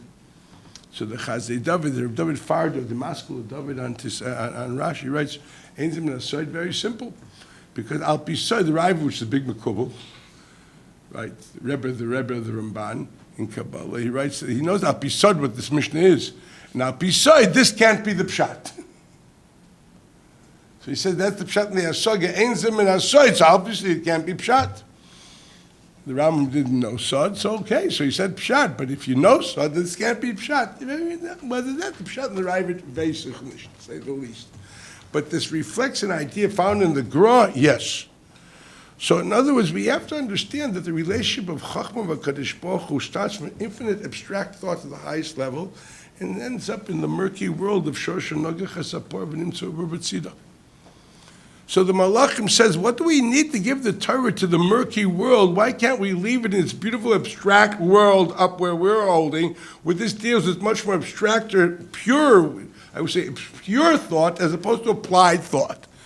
Anybody living in the world of theoretical math, for example, when you live in the world of theoretical math, the idea you have to translate it to basic engineering is sacrilege. I'm living in the pure theoretical Gan Eden of thought, and now you want to be a plumber? Like people ask me, what's enough? Give me no halacha. I get the hives. You know, I had a cousin, my father's cousin, that once did this to Rebbe Ber. Rebbe Ber said something in Shir, and this cousin of my father's name was Yudel. He said, Rebbe, what's the nafkamina? Oh, what's the nafkamina? So he said, Yudel, the nafkamina is to learn. You know what the nafkamina is? To know how to learn. What do you mean? Nafkamina, to understand what's here. The practical nafkamina, what am I, a plumber? I'm dealing with theoretical thought, and you want a practical application. This is for... It's what Rav Shiva used to call mitstamek v'yafaloi. People are people which is very good for them to be myopic. Mitstamek, הם אנשים צמוקים, טוב להם, יש נשמות כאלה, חבל עליהם. He always used to tell me, Rav Shiva, I can't deal with people which are mitstamek v'yafaloi. I need people which are mitstamek v'ralo. ההצטמקות לא טובה עליהם. You live in a broad theoretical world. העולם ההלכתי היבש היא הצטמקות מוחלטת מול העולם הרעיוני המופשט הענק. It's needed. That's what Kodesh Baruch Hu wants. That's what Moshe told him. Listen, with grace, bet you malachim. God wants all that be translated into machshava, dibur, and ma'isa of halacha. No question about it. But what's the goal of that halacha, as we know? It's a mashal, because at the end of the day, you're going to go up there, and then you're tackling the Torah of the malachim. But because you had so many mashalim here of halacha, you'll be able to understand more than the malachim understood. So that's what happened there. But what is Torah B'etzim? Torah didn't start with Shoshanah Chesapar. Torah started with the infinite wisdom of God, and that infinite wisdom of God, that same wisdom, whatever it was expressed in creation, and was also expressed in Torah. And was also expressed in the creation of 600,000 souls, which are the major souls of Judaism. Shalar writes, what does Yisrael mean? Yesh shishim ribui al otiyot laTorah. And so to speak, that every Jew comes, his shirish is from the same aspect of chachma, of a certain part of the Torah, and a certain part of the Bria. Every person has, the Gemara writes, the Gemara says that one Amar said to Avucha b'may zor tzvei. What mitzvah was your dad's? Some people like tzitzis, some people like tefillin, some people like Shabbos, some people, that's my thing, you know, you get into, some guys get, Rav Shaimer Zechel it was like into tzitzis, almost like, wow. Into tzitzis, okay, that's a choice, he had a shaykhis to tzitzis, okay. And the answer is in the Chanami, so the Beis Yankov said, right, you have to understand, a person which has an atiyah to a certain mitzvah, which is irrational. If it's irrational, so what? It's a choice. But if you have an obsessive desire which is irrational, you don't even know why, the odds are that you're being drawn to the shurish of that piece, that kiyum mitzvah, that part of the Torah is where your soul is coming from. In other words, because your soul DNA is the same DNA of that Chochmah Torah, that same Chochmah of Deraisa, which creates Olam, which is expressed in Torah and expressed in Nishmas Yisrael. I told you have one idea, you express it in the plastic arts, you express it in poetry, you express it in music. So that same Chochmah Elukis is expressed in Bria, in Torah, and in Nishmas Yisrael. That's what it means. Astakel B'Raisa B'Alma. It doesn't mean he looks into the Chumash the way you know it. He looks in the shirish of Chachma or Eloi Datzilus, the original infinite wisdom of emanation, and that is the source of that wisdom is the core of everything which is Torah. That wisdom is the core of everything which is creation. That wisdom is the core of your soul identity. That's what these words really mean. The Ramchal writes, no, I want to read first a Medrash. The Medrash writes, if you look on page 3, Ois Yud Aleph, it's the Yalkut Shimonim in Tehillim. Now, again, I just want to get the major theme across, and to pinpoint everything, this would take much more than what this place allows, but I just want to get this idea across. Now, what I just told you now is very important. Get this straight. In other words, if anything happened in her history, which is Alma, history, it has a shirish in the same Chochmah law, how it's expressed in the Torah. If God writes the Torah that way, that means that's how history is going to be. It's just like there's a levush of that Chochmah and Torah that decides what history is going to be. That decides what Nishmas Yisrael is going to be. Don't look at Torah in the book the way you see it. Look at Torah in its source form. If that source form is expressed in a certain way, that is going to be the reason why certain realities are going to happen. Watch, read a Medrash. So the Medrash, it's in page 3, Ois Yud Aleph. Amaris Tahiris, Imis Hashem Tahir, Amaris Tahiris. Amr B'Shur Ben Levi, Matzinu She'ikim HaKos V'Shtedzig Ma'amsachim, Shnayim Shloisha Tevis, Shalei La'aitzi Davar Maguna. Beginning of Sugis of Psachim, beautiful two-blot Gemara about Lashon Nikiya. Davar Acha, that's one pshat. So Yimrot Torah wrote to that. Then there's another pshat. Davar Acha, Yimrot Hashem Tahiris, Imris Bas V'Adam, Einam Amoris. What does that mean? Amr of Tanchum and Chaniloi. B'nai Sheba'olam, Melech Bas V'Adam Nichlas L'Medina. B'nai Medina Mekaltzin Oisai.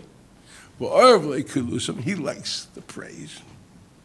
V'Amr Lam, Mocha Ani Boin Lechem Merchetzoyas V'Dim Siyoyas, V'Machlim HaMesamayim. He makes electoral promises. Yoshen Lo V'Lo Amad. He went to sleep and he didn't wake up. So he said, Otter gezukt. He didn't fulfill, not he didn't fulfill his campaign promises. He went to sleep, never woke up. The words of a human being do not have to be the source of a reality. That's what it's saying here. Words, to say is not to do. Words don't create anything. The words are that's all they are. So you can promise and not keep. God's not that way. For God, words create. So now he explains, what does it mean words create? Abakash Baruch Hu Eino Ken. Ela v'Hashem Elokim Emes. Shu Elokim Chayim. What does that mean? God is absolute, and therefore God, whatever is said, is an absolute reality. It's not a relative reality.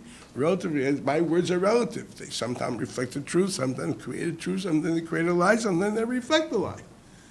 Sometimes they reflect the truth. My words either will generate something or they won't.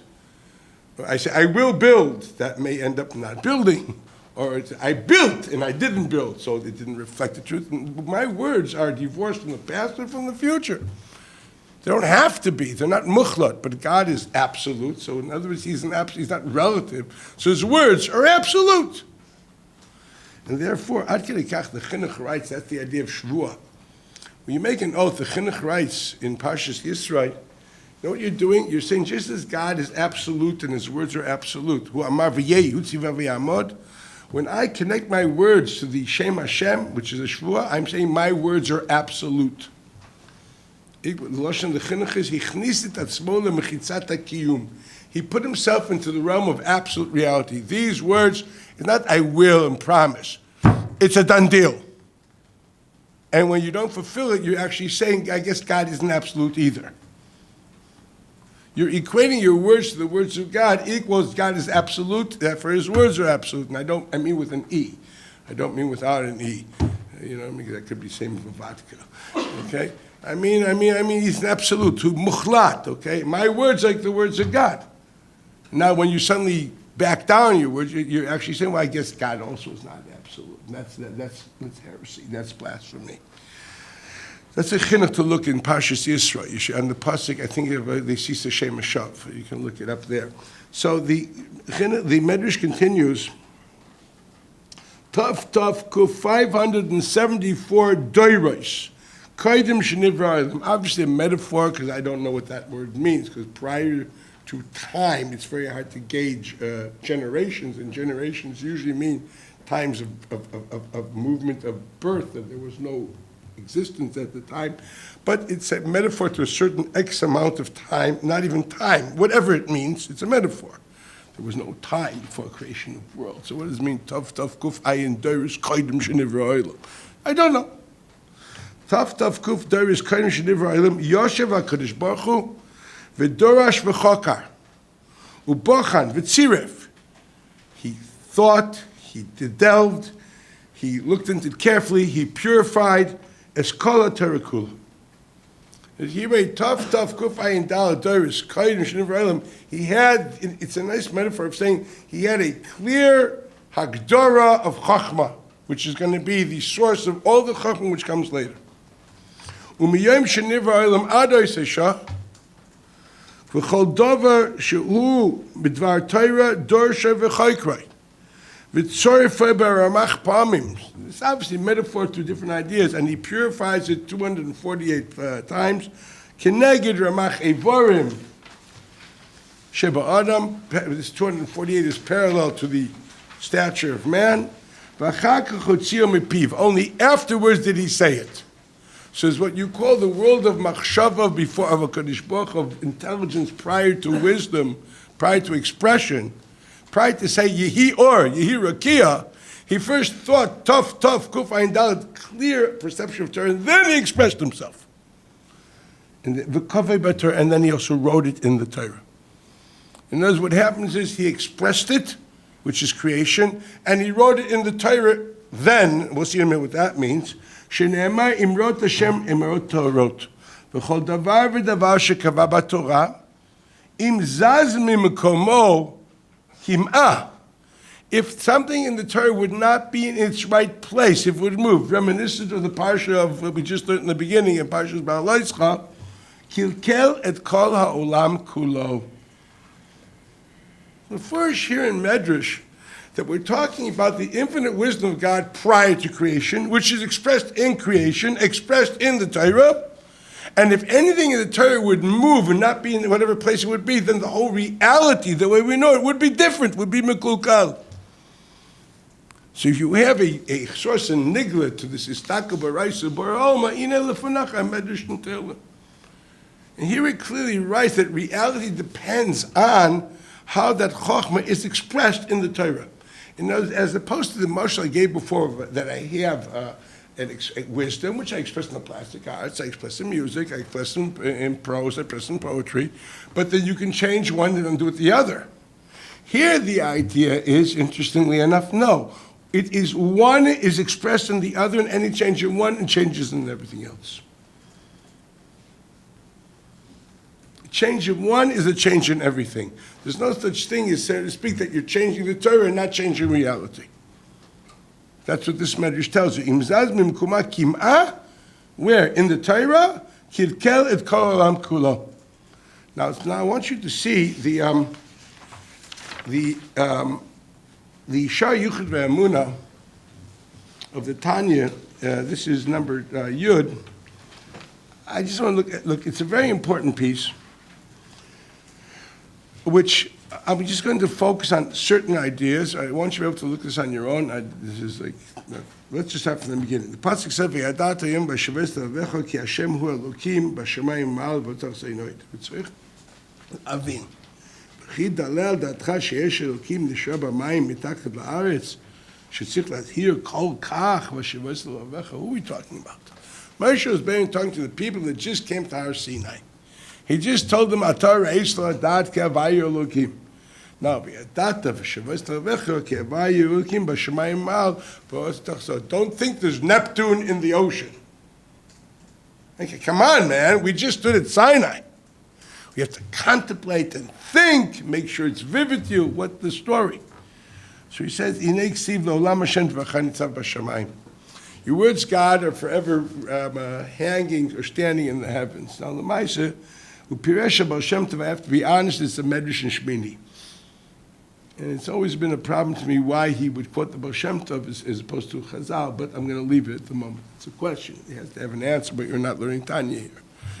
For whatever reason he's attributing, the answer is because all of the Medrash is there, but the elucidation and the fleshing it out, that is a teaching of the Baal Shem Tov, and he's attributing to for whatever reason. But he doesn't mention the Medrash. It's a Medrash. Tfecha Hashem she'amarta yehi rakia b'toch hamayim teivot v'otiyot eile nitzavot v'omdot le'olam b'toch rakia hashamayim u'melubashot b'toch kol harkiim le'olam la'achyotam. Those words are actually, whatever those words mean. Now, what are those words? Those words sustain and are the inner truth, existence of that, the heavens and earth. Now, what does that mean? Oh, there's like letters hanging around. Oh, it says Mayim, so that you don't see it, but there's a mem, a yud and a mem there, and that's what's keeping water alive. It's like there's like an invisible H2O. What does these things mean? So it's more than obvious what it means again. Physics is looking for primary matter. Go to Switzerland. You have this great accelerator. You know, we're looking for primary matter, okay? That's the great mystery of creation, primary matter. Well, the primary matter is God's infinite intelligence. And infinity expresses itself in certain forms. And just as when you speak English, you're taking ideas, expressing them in certain phonetic forms, and that's how you communicate. But when you learn math or chemistry, for example, H2O is a form, it's an equation, which is actually telling the truth of what the components of what this water is. Okay? So he says basically you have to understand the God energy, which is the source, and finally it's expressed in what's called water, is actually the equation which tells you that is the letters mem, yud, mem.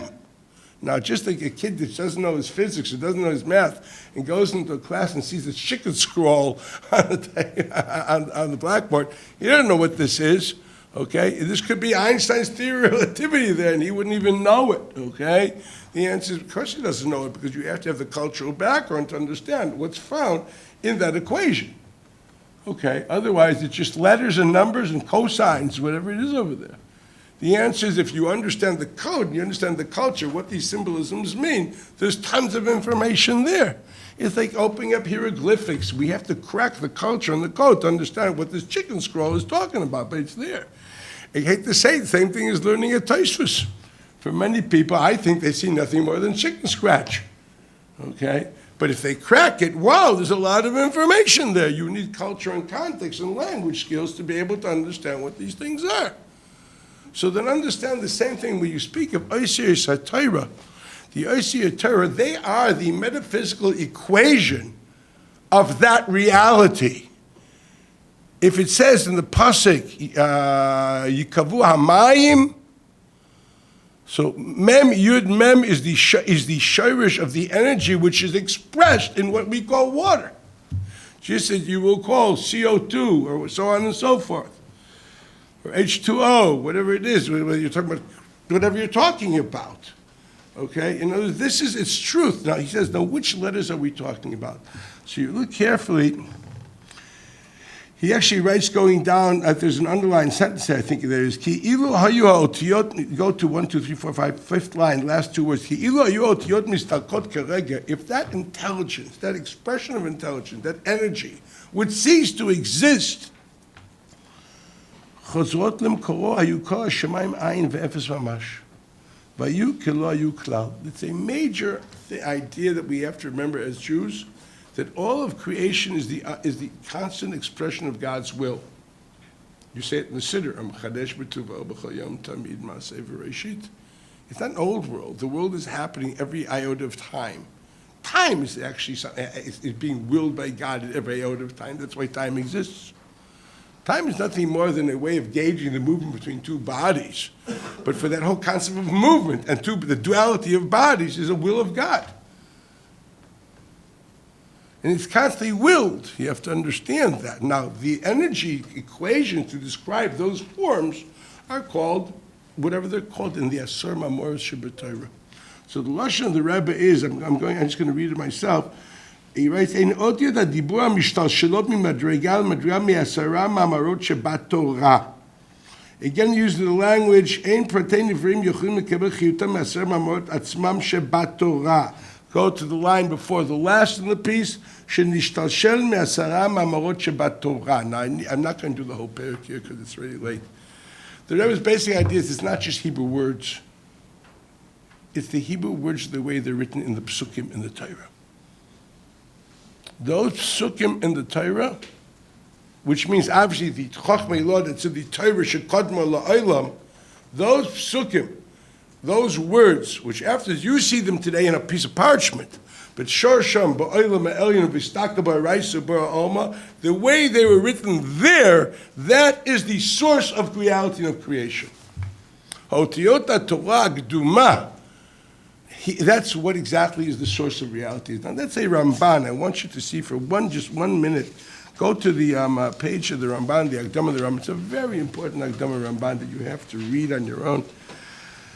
Just go down to the last 4 lines. מפני שקדמה לבריאת העולם, אין צריך לומר לידידתו של משה רבנו. כמו שבא לנו בקבלה שהייתה כתובה באש שחורה על גבי אש לבנה. והיה משה כסופר המעתיק מספר קדמון וכותב. This is obviously metaphoric which has to be explained. I'm not teaching this now. I'd love to do this one day, but not now. He's saying the Torah that Moshe wrote also, he took it from something else. Something which is written black fire on top of white fire. Obviously, it's a metaphor of something very transcendent and profound. And Moshe was capable of seeing this and writing it down in the letters that you see it today. This is what you call Torah shekadma la'olam. It doesn't mean babakam b'mitzvah b'basa. It means esh chayra al gaba esh levana. Now, in that esh chayra al gaba esh levana, I want you to read one more thing, where he writes first the Ramban, and this really gets very interesting. And the Ramban writes in page Gimel, describing when God gave Torah to Moshe, what did that include? So he says, look at it carefully. Look at the second line of page Gimel. הודיעות תחילת עניין בריאת שמיים וארץ וכל צבאם, כלומר בריאת כל נברא העליונים והתחתונים, גם כן כל הנאמר בנבואה, במעשה מרכבה ובמעשה בראשית. והמקובל מהם לחכמים עם תולדות 4 הכוחות שבתחתונים, כוח המחצבים וכוח צמחי האדמה, ונפש התנועה ונשר המדבר. Basically, he gave them all the natural sciences, philosophies, future prophecies, you name it, all that was written there in that Torah. Did you know he had a PhD in multiple disciplines of science? He didn't know science the way you knew it. He knew the shoyrish of science. And he understood the Staka B'Raisa B'Ra Alma and had the key to the source of everything. Everything are different expressions of that same wisdom, yes. Because the Chachma, the Torah, Staka B'Raisa, it is true, Torah is the blueprint of the world, but not the way any of us would be able to comprehend it. We're talking about Torah in the purest form, is that same, the way it's written in Torah, is the reason for certain realities in science and in math and philosophy and so on and so forth. He more than that, he writes, I just want to show you a little bit more. Go to the page, it's called Daled, and he quotes a Medrash Shir Hashirim. Give a little taste of what Torah is. This Akdama is really very important. And this goes to couple together with a drasha of the Ramban ala Torah called Torah Hashem Tamima. It should be done for Shavuos. Shama Midrash Hashirim Rabbah, the last 3 lines, Amru. כתוב ויגד לכם את בריתו, ויגד לכם ספר בראשית, שהיא תחילת בריאתו של עולם. אשר ציווה אתכם לעשות 10 דברים. אלו 10 הדיברות. 10 למקרא ו10 לתלמוד. וכי מניין יבוא אליהו בן ברכאל, I don't know if you did your EOF, באבוזי, ויגלה לישראל חדרי בעמות. Let's think Suvim for goodness sakes. או ולוויתן, ומניין יבוא יחזקאל, ויגלה להם סתרי המרכבה. Where do you think he got it from? האו דכתיב הביאני המלך חדריו, כלומר שהכל נלמד מהתורה. It means to say that there's an infinite source of all God's revelation in that book, but someone has to have the key and has to know how to do it. In every generation, other people see other things in it. And you know, Yirmiyahu looked at that book, he did not see the Merkava. And then Yecheskel looked in the book and saw the Merkava. Elihu ben Brachel saw Chadrei Ba'amot v'Livyatan.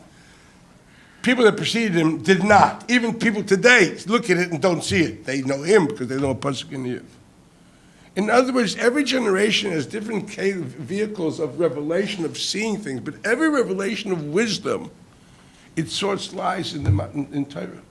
Because Torah is basically the ultimate expression of the infinite wisdom of God, which is the ongoing source of revelation of God's dialogue with man, of wisdom, of creation, of reality. And that's where the Medrash said, for you move something that if hypothetically something were moved in the Torah, reality would change. Ha'olam wouldn't be oimed. That's what we say, Chatzaveh Shiv'ah. We talk about the Torah as the pillars of reality, yeah. Reality stands on Chochmah v'Kadosh Baruch Hu. We don't mean Baba Kam Baba Mitzvah Baba Basra. They are lower expressions of that, yes. But if you could mine that and get to its source form, bingo. That's actually the source of everything. I want you to say. Now I want you to read a piece of Adir B'Moraim of the Ramchal, which is found in page 3, Ois Tes. So the Ramchal, here he talks about, this is the beginning of Adir B'Moraim, it's a Pirush on the Idris. So there's quite a few very interesting pieces there which are nigladik. So this happens to be in the very beginning, it's page Vav actually. It's a paragraph, but this is an easy thing to read, so I have no problem reading it here. He discusses Pshat, Remez, and Drush. He writes as follows: "V'ata feresh lecha kol zeh hitev. Hinei inyan v'lo itanu yudei adma." There's something here which we really don't know how far it goes. It's so big. Ki yesh harbe pirushim lezeh lashon. There are multiple pirushim to a certain expression. U'bemet haTorah mitpareshet b'drachim rabim. ויש פירושים לפי פשט הנראה, ויש פירושים הרחוקים מהפשט לגמרי. עד שיראו זרים לפי הנראה מהפשט, יען הם הממשיכים כוונת המילים לדרך אחר, שונים מדרך הפשט הרבה. There are definitely interpretations of the Chumash which take it far, far from simple pshat. עד שלפעמים משהו לשבח יתפרש לגנאי. ומשהו לגנאי יתפרש לשבח. But once you know, b'chol pirushim you emet. Don't think, oh, this is the truth and this is not the pshat, is the emes, the drush is, so it is, No, it doesn't work that way. They are all truths reflecting different dimensions of truth, and they all lie as truth. Pshat is not more emes than drash, drash is not more emes than soid, soid is not more emes than remes. I want you to understand that. They're all different expressions of infinite wisdom of God. Because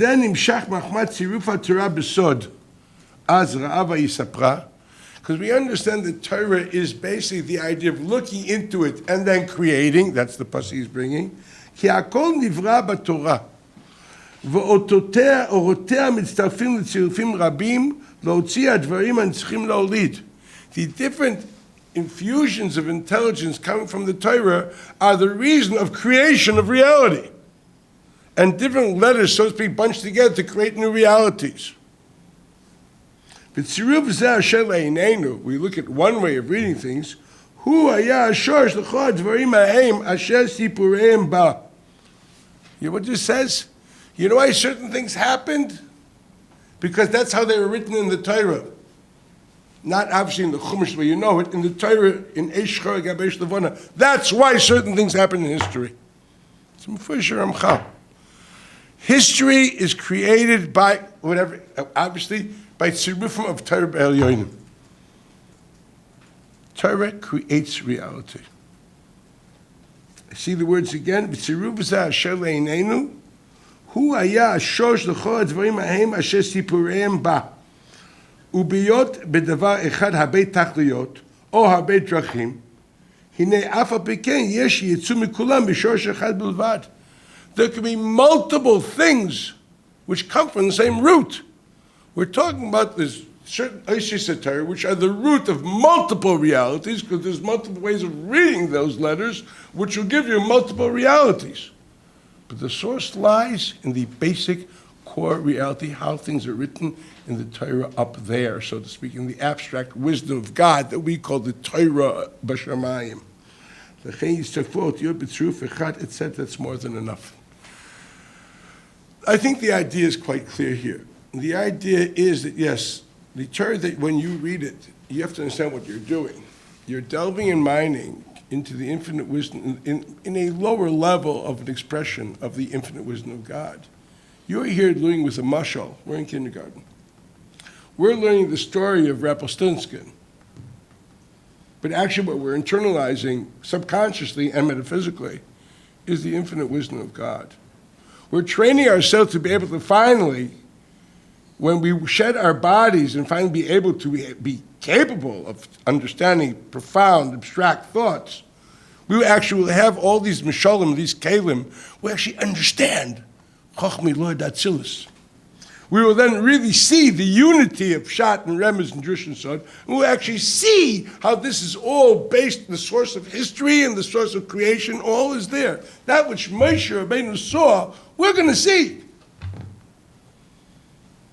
But for that, you need a lot of mishalim. Thank God, Shlomo, that's why it's called Moshel HaKadmoni. It's a lot of work to take these mishalim in, but those are the give you the tools to be able to finally see the truth. Just as I'm hoping that your high school or whatever education you had, or whether you read something, has trained you to sensitivities to now see things differently. You've matured, hopefully, okay? And I'm sure the more you learn, the more you grow, the more you read, you'll have a broader understanding of reality, and you'll see things differently. So the more you learn, the more you take in. You'll have more mashalim. Ultimately, you'll be able to to see Chochmei Lo Datzilus. That's tzaddikim yoshvim atareseim b'nei Yeshem b'nenim miziv hashchina. We'll finally enjoy this. Me, I only enjoy a Rajba after 3 days of pain. You know, go back and forth like a seesaw to try to understand the Taisvus. When I finally get the it's really cool, but the pain was pain. Okay? Can you imagine have painless, seamless understanding, just going, it's going to be such a high, man. Well, let me tell you, there's no drug that can do it. It's frightening. Seamless, pure pleasure of comprehension. But who will understand that? Who will enjoy it? Only the person that suffered the darkness of question and of darkness in this world and plugged through it and plowed through it and didn't give up. He can, otherwise, you won't even enjoy it. Because the human condition is we understand light in contrast to darkness.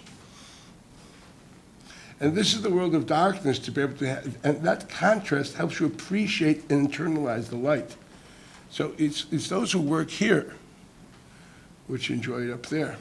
Okay, otherwise, it's just a lecture. Okay, so this is the idea, I think, coming from this.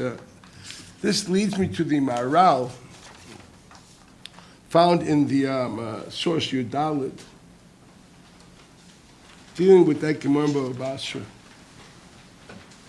And the Maharal writes, Kach u hagirsa. Ad kan HaKadosh Baruch Hu omer v'Moshe kotev, mikan ve'elach HaKadosh Baruch Hu omer, Moshe kotev b'dema, רצונו לומר. זה לא קשה מה שכתוב וימות משה, בזה שהוא בוכה וכותב בדמה. שהיה בוכה על מיתתו, וזה התחלת מיתתו. כי לכך אמר בדמה שהדמות יוצאים מן האדם והולכים, והדבר זה התחלת סילוק גוף כי הם כריון כוחו, לכך הוא התחלת מיתתו. Okay, how does the Maharal interpret this? Maharal says here, a person crying about his demise is the beginning of his leaving. It's a psychological reality.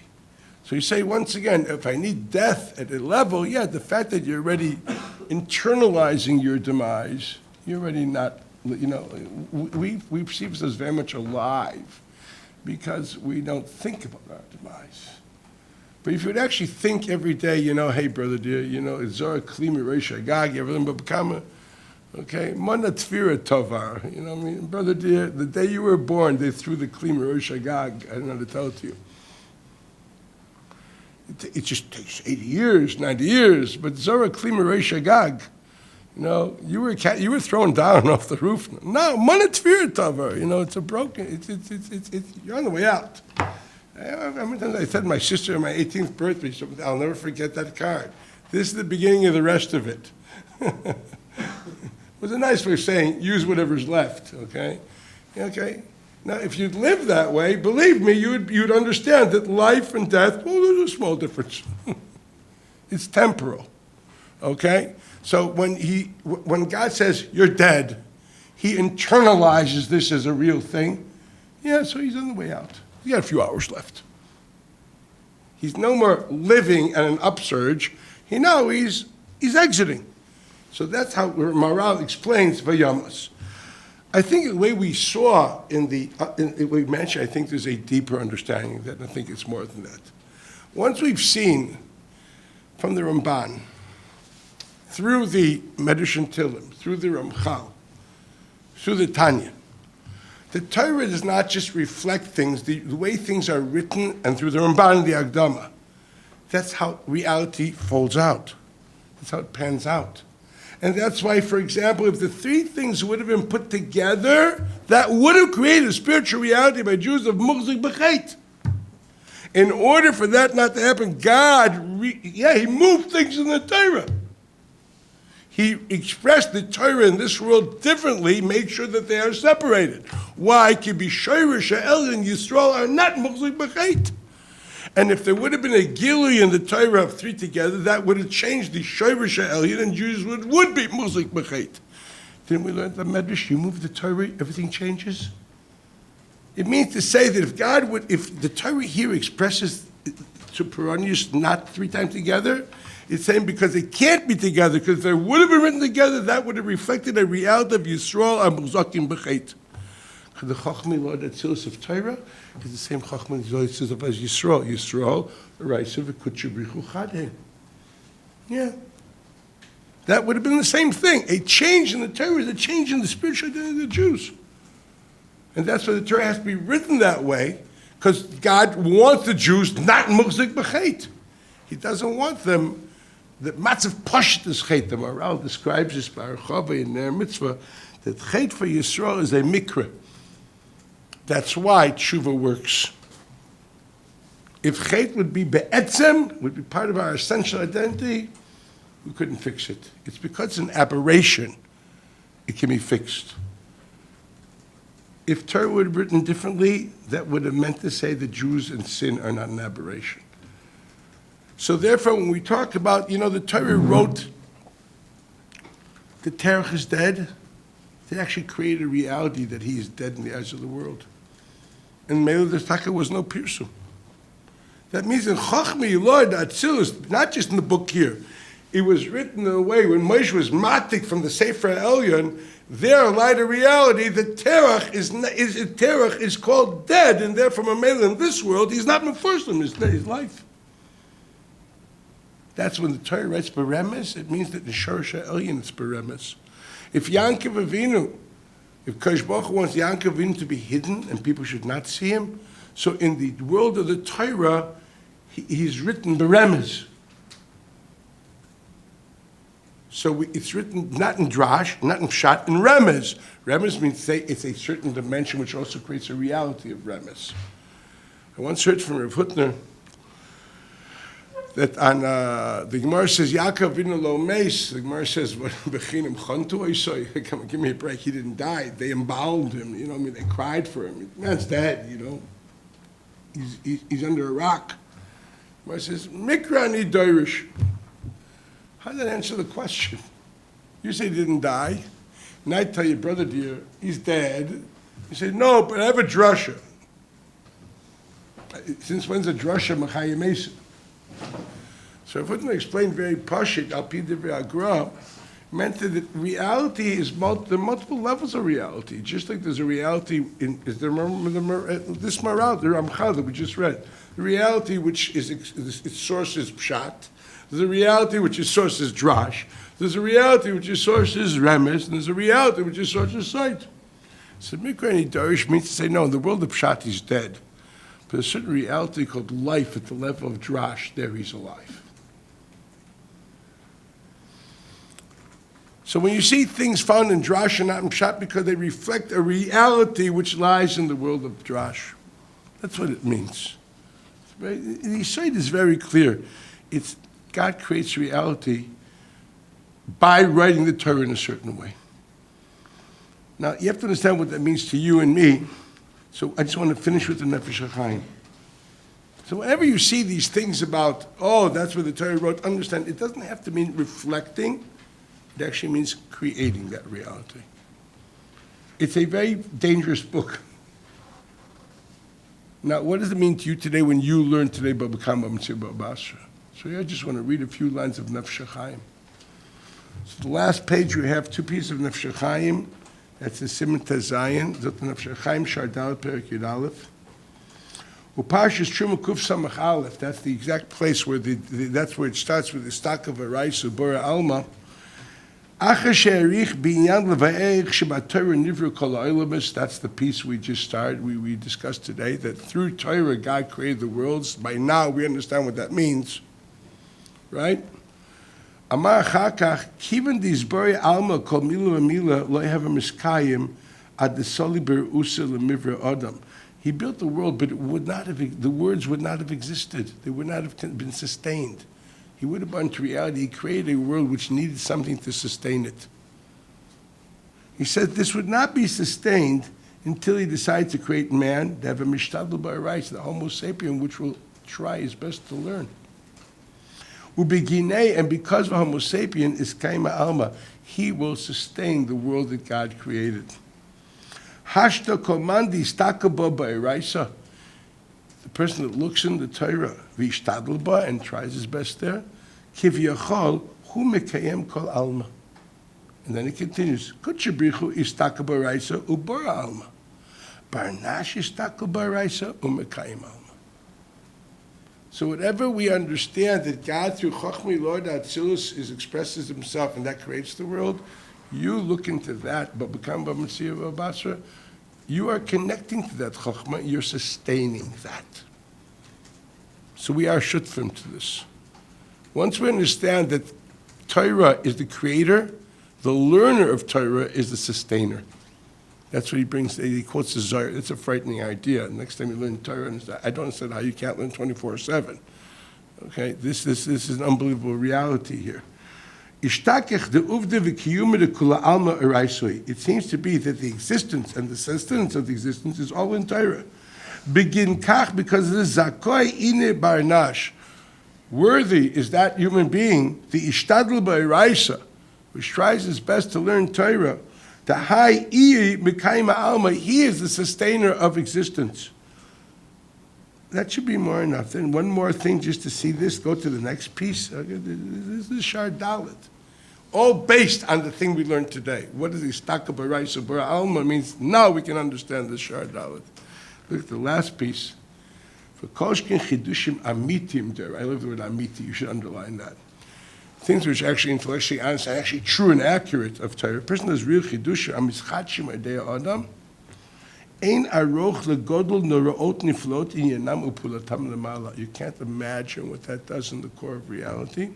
Shekol Milo Umila Protit, Hamitchadeshim Nepia Adam, Kadosh Baruch Hu Noshik Lei Atur Lei. That happens to be more in Gittin, Tav Zayin.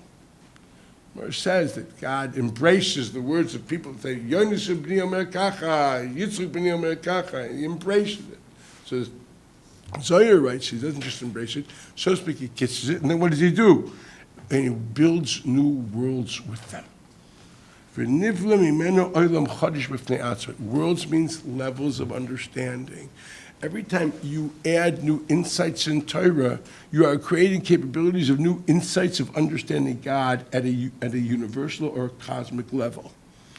Rabbi Yisrael Salanter used to say that a bacher which battles night seder in Slobodka, because of him, someone's lighting up a cigarette on Shabbos in Paris.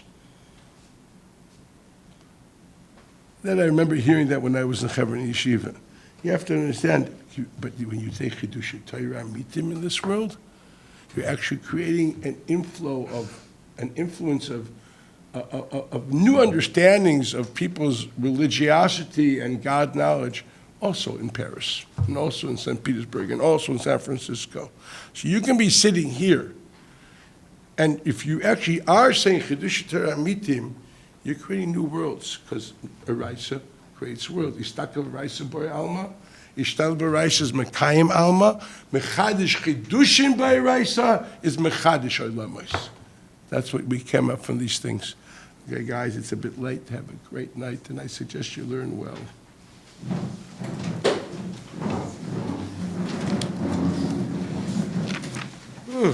Asher Crowley.